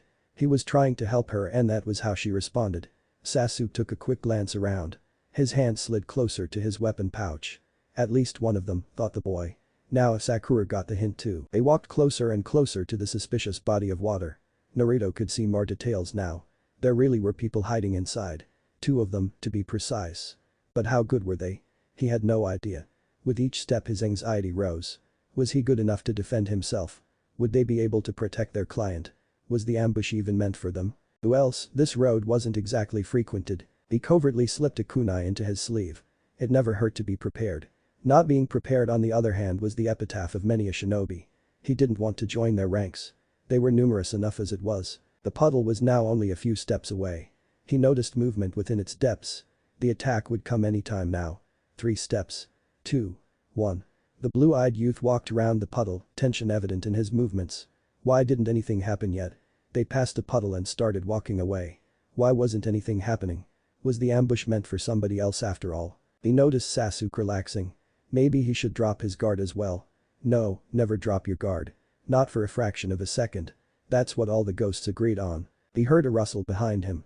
He turned on his heel, kunai poised to strike. 2 figures sprang from the puddle, a chain held between them was thrown and now wrapping itself around Kakashi-sensei, who looked utterly startled. Didn't the Jounin notice anything?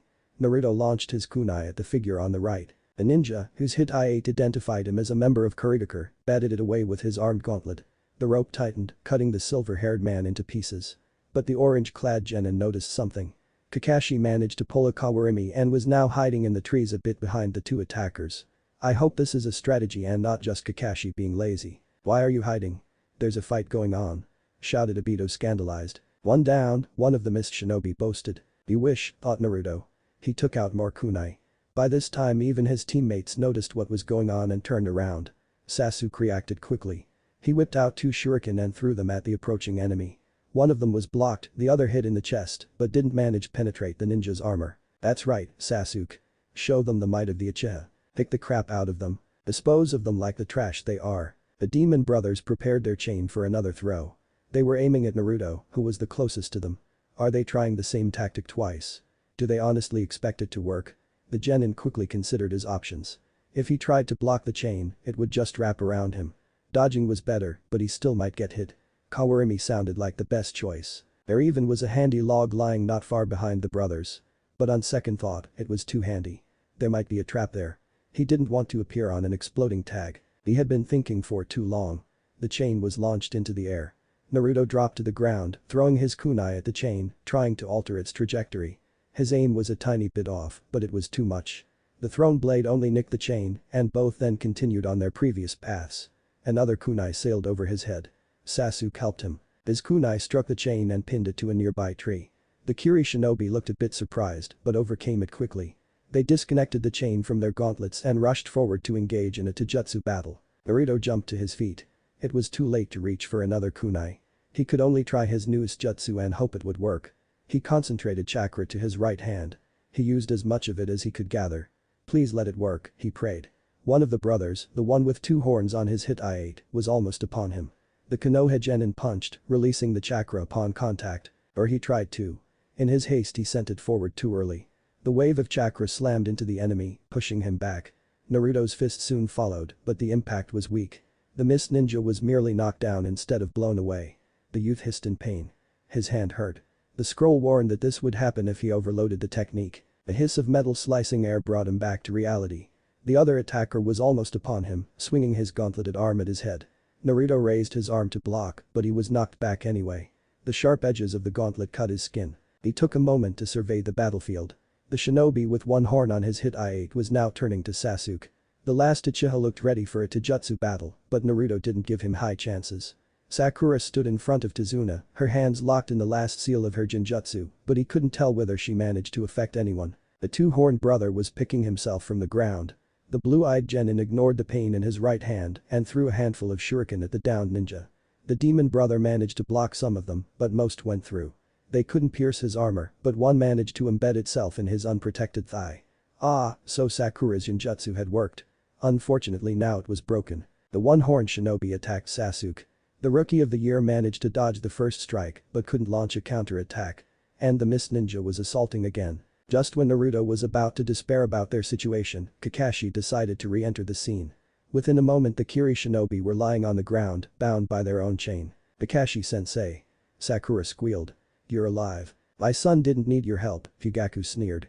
The fact that the statement was completely untrue didn't bother him the slightest. Sasuke just glared. Finally, Naruto muttered. So you decided to show your lazy butt finally, Kakashi. Obito scolded. What would sensei tell you? What if it was late again? We're saved, Tazuna sighed. Sorry I didn't act earlier and you got hurt, Naruto, Kakashi apologized. It's just a scratch, Kakashi-sensei, the genin brushed it off. The wound had already stopped bleeding. Their gauntlets were poisoned, the jounin explained. Crap, Naruto's eyes widened. He realized the masked man was right. He had heard about the various poisons from Water Country before. Why didn't he realize it earlier? He drew a kunai and stabbed it into the already closing wound. Blood flowed freely once again. Naruto, what are you doing? Sakura screeched. Letting the poison out, he explained. Duh. Isn't it obvious? Remained unsaid. You'll only hurt yourself worse. The girl pointed out. Let me see to that, I'll get some medicine. Just leave the monster alone, one of the dead Uchiha suggested. Do you know which one? He questioned. Have you any idea how to identify the poison? The Kunoichi was taken aback. No, she admitted in a subdued tone. So you see, the orange-clad boy said. This is the surest way to get it out. Azuna-san, Kakashi turned to their client. What is it? The elderly man replied.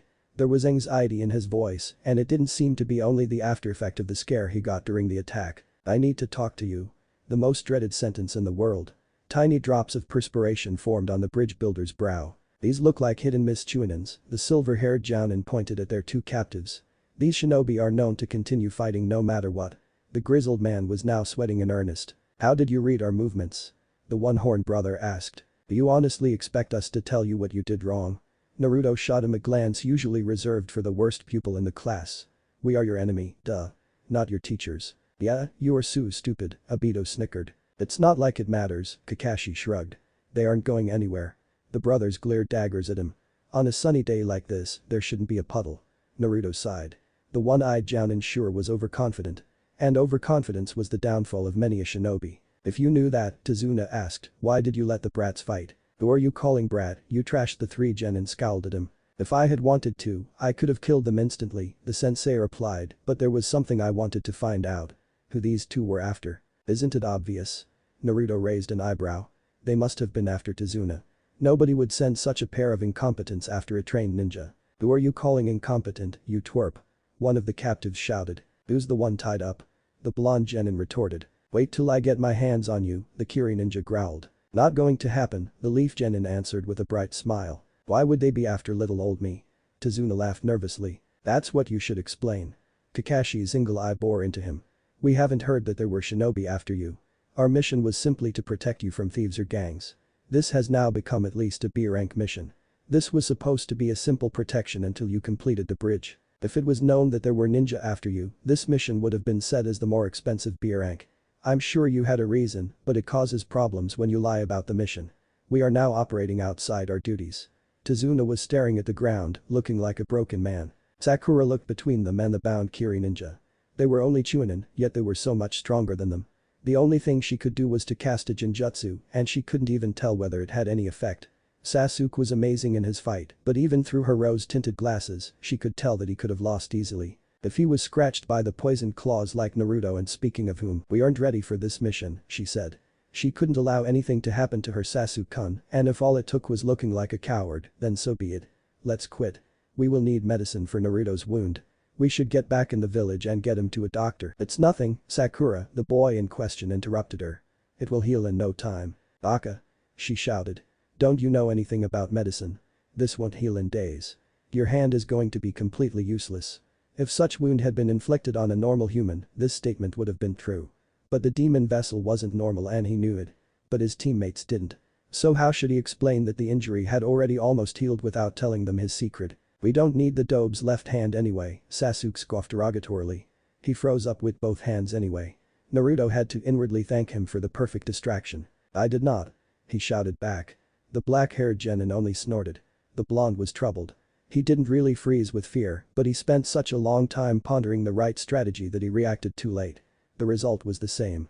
This was something that mustn't be repeated. An Uchiha can take care of everything himself, Fugaku agreed. Jerks, Obito commented. HN, Kakashi said, this might be too much. An Uchiha can take on anything. So how did you end up like this?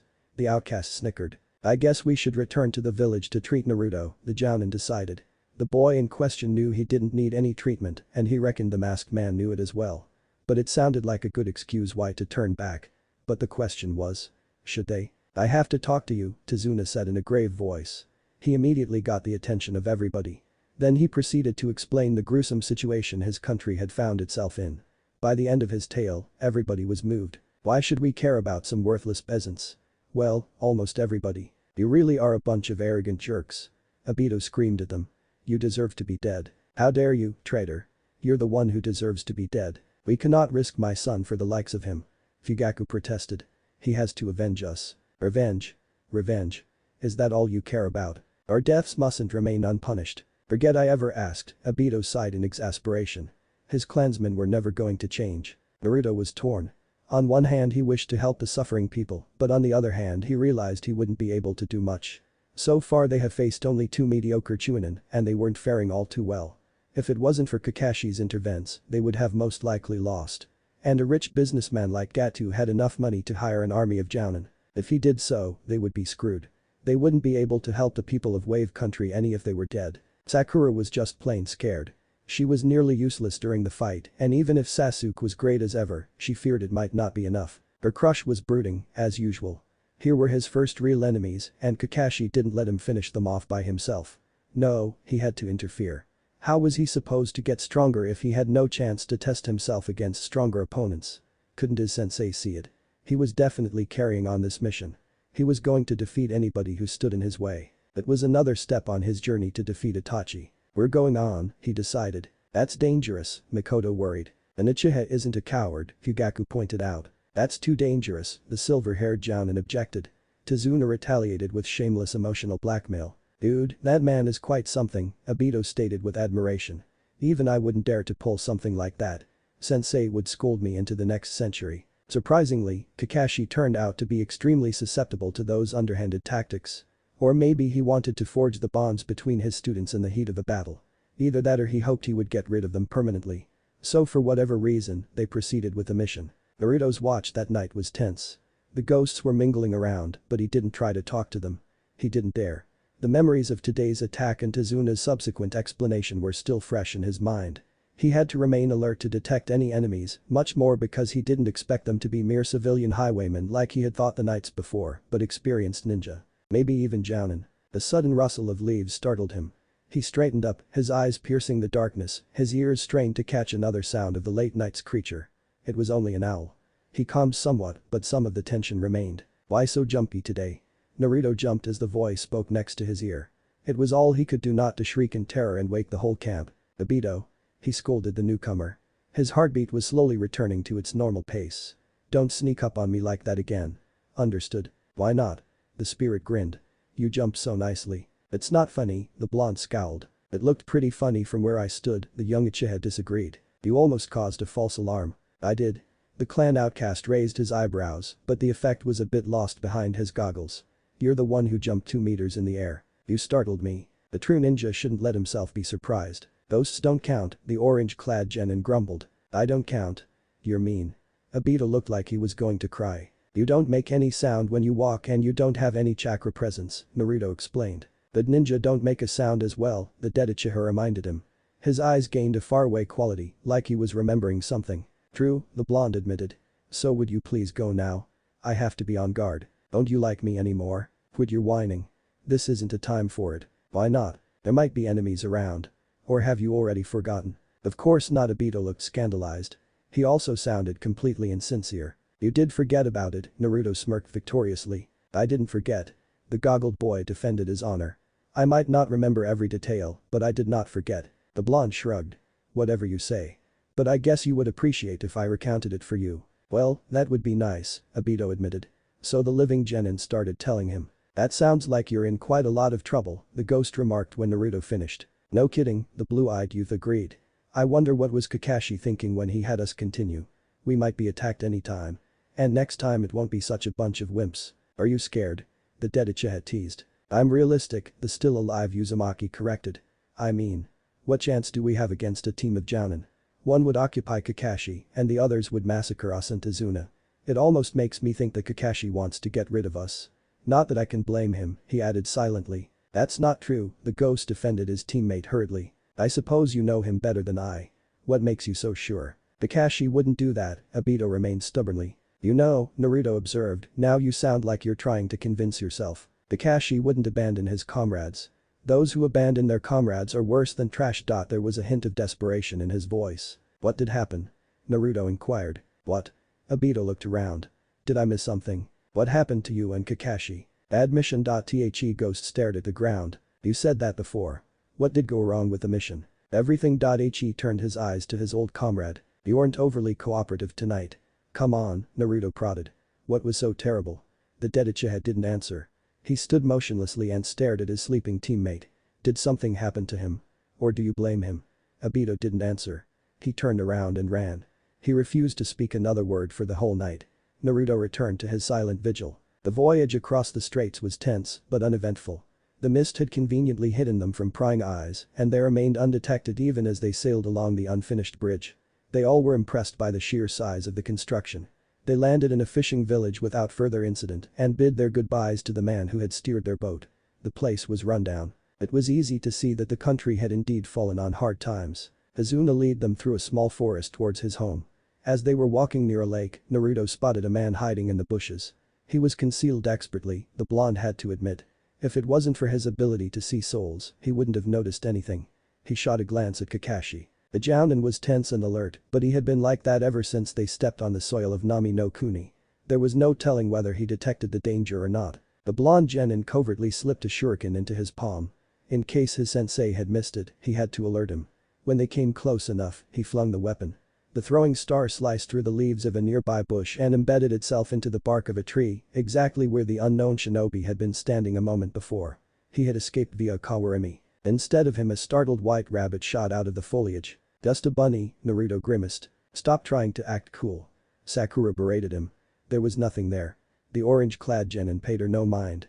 When the enemy ninja disappeared, he had to reappear somewhere. But where exactly? He strained his senses to locate him, but so far he had no luck. "Stop acting like a moron, midget," Tazuna shouted.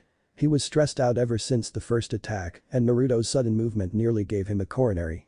He had to let out the tension somehow. Kakashi meanwhile looked thoughtfully at the rabbit. It was white despite being the end of spring. That was not natural for it. He knew that Naruto's instincts were right once again. There was an enemy nearby. But where? Naruto and Kakashi noticed him about the same time. "Get down," the Jounin commanded. Everybody obeyed immediately. Everybody except Tazuna. The man remained standing upright, frozen with fear. The one-eyed ninja tackled him to the ground. The giant sword thrown with the intention to cleave them in half flew over their heads. The blade then hit a nearby tree and embedded itself deep into the trunk. An imposing figure appeared standing on its hilt. Well, Kakashi spoke. "If it isn't the hidden mists missing Nin Momochi's Abusa-kun." No, it isn't him, Naruto thought. He couldn't see the soul in the body, which meant it was just a clone. The real one was still hiding, and Naruto could see where. He also saw the ghosts following him. He was appalled at how many of them were children. It didn't ease his fears any. He had heard of Momochi's Abusa before. It wasn't much, but it sounded scary. They were in way over their heads. Why did they continue the mission again? They were likely to get slaughtered here. "Everybody go back," the silver-haired Jounin commanded. "This one's on a whole other level. Against him, it would be a little tough." He reached for his headband. "Unless I do this." And he lifted the hit I ate. "I can see." Obito rejoiced, dancing around. "Thief. Burn in hell."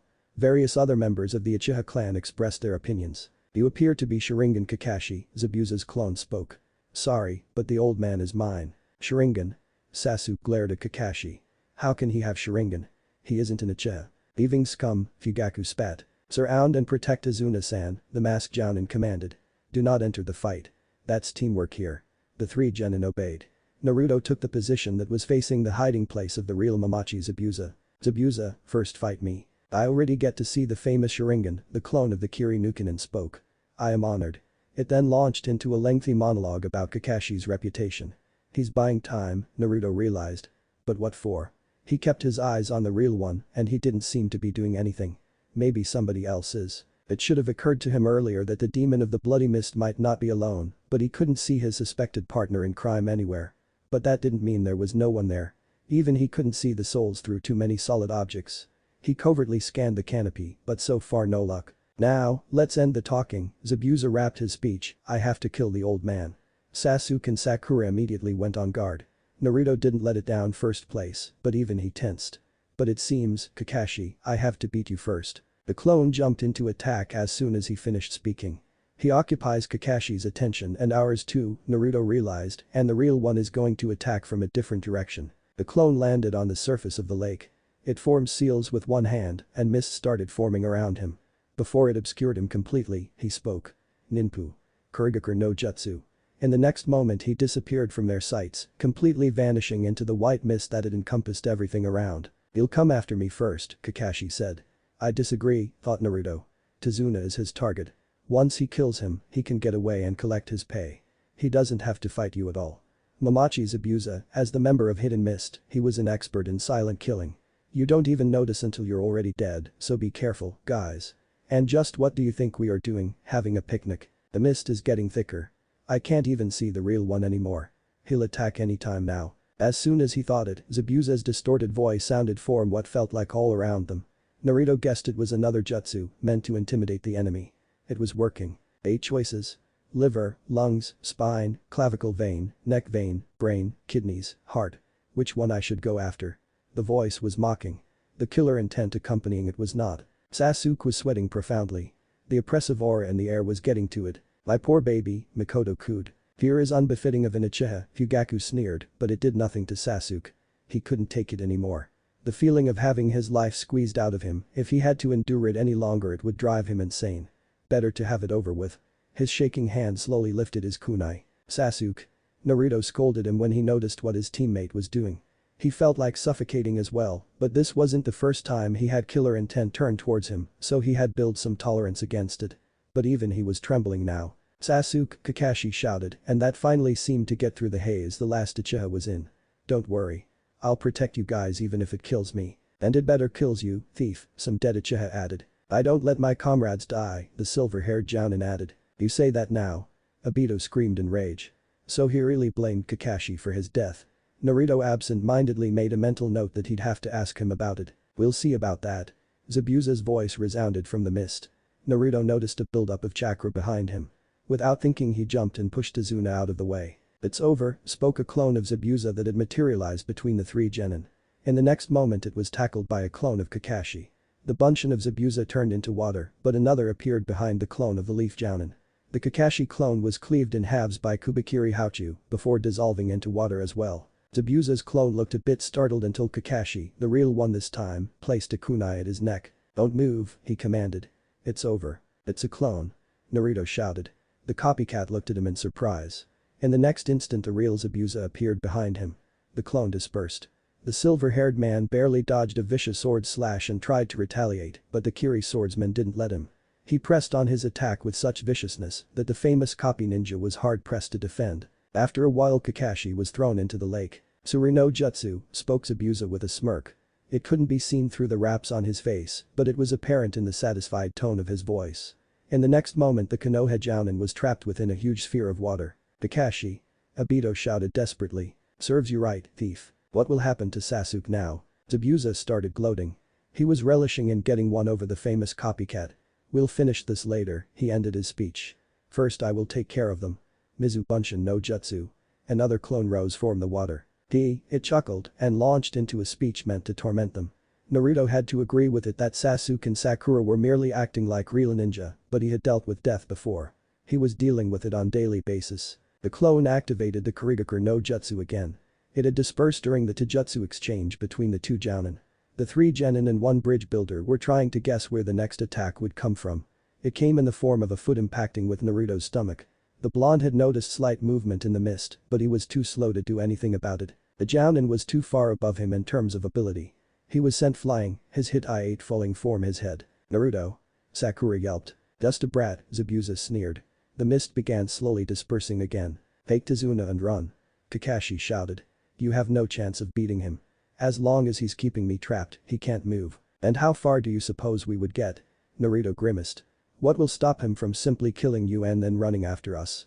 We'd stand no chance as well. The water clone can't get very far from the real body. Just take Izuna and run. Sorry, that's not an option, Naruto thought. But what is?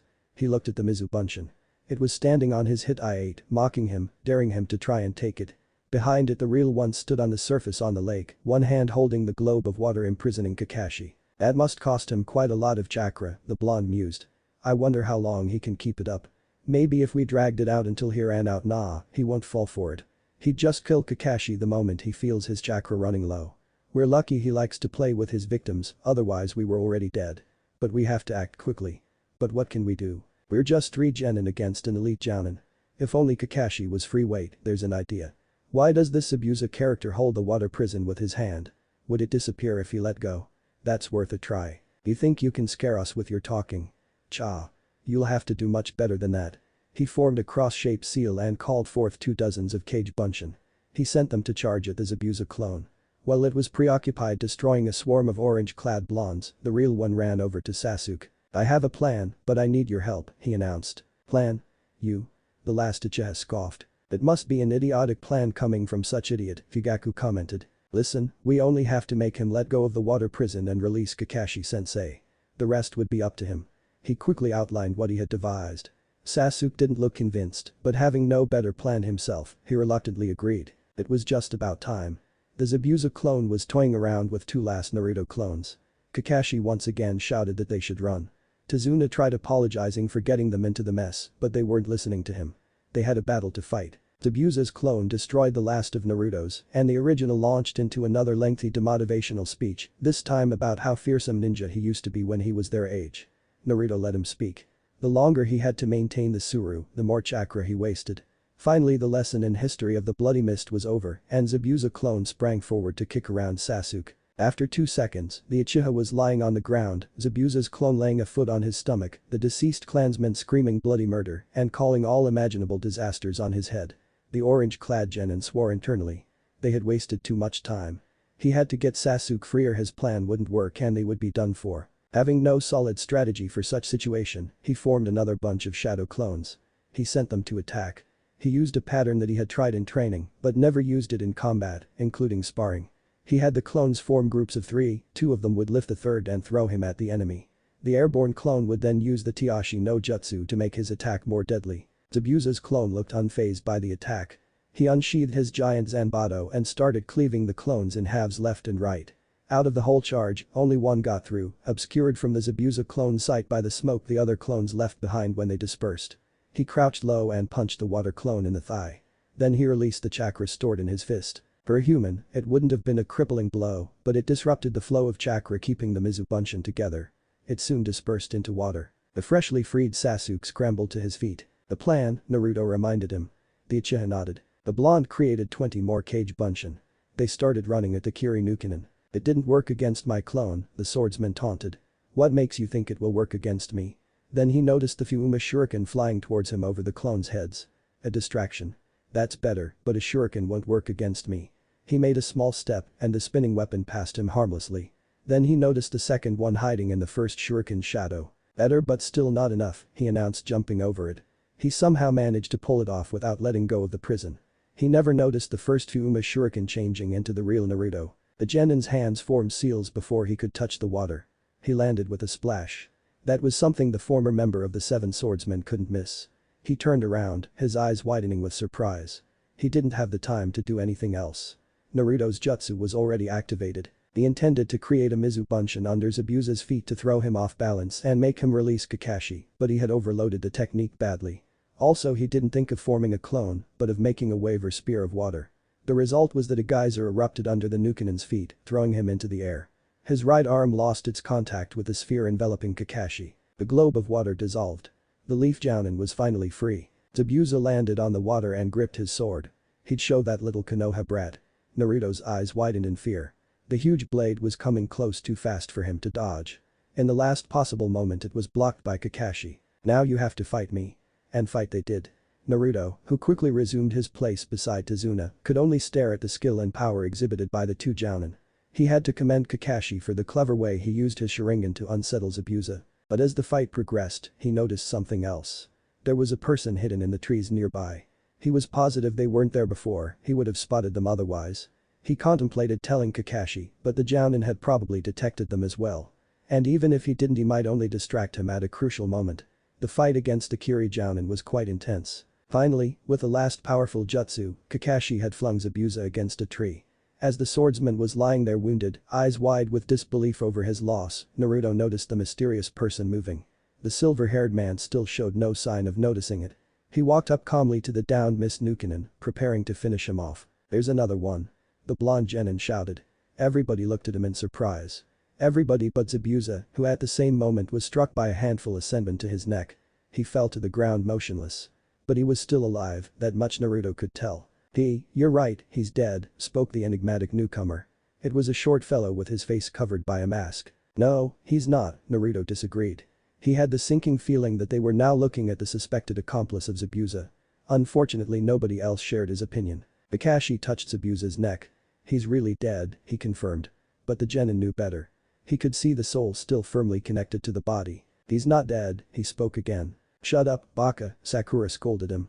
If Kakashi-sensei says he's dead, then he's dead. The figure then thanked him for helping him kill Zabuza and introduced himself as Kiri's hunter Nin.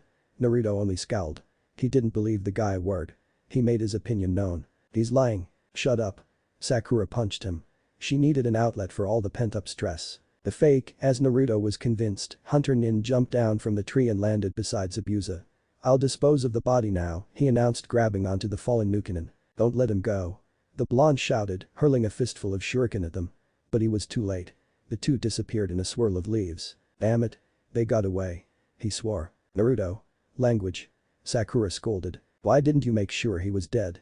The enraged genin turned to Kakashi. I touched his neck, the jounin pointed out. You should have slit it, Naruto replied. Now he got away and he'll be back. The masked jounin didn't answer. He merely pulled his hit eye down over his Sharingan eye and fainted. I can't see.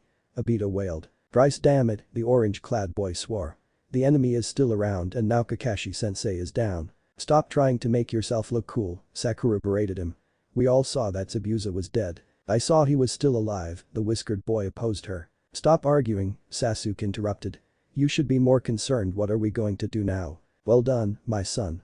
Show them that the Uchiha are natural leaders. Yes, Tazuna said. Super thanks for saving me. Now come and relax at my super grand house. What if Shinigami gives a gift to Naruto at birth? Thanks for watching my video till the end. If you enjoy this content, then do consider subscribing to my channel and leave a like if you guys need the next part, comment down, and thanks for watching the video and see you guys in the next video.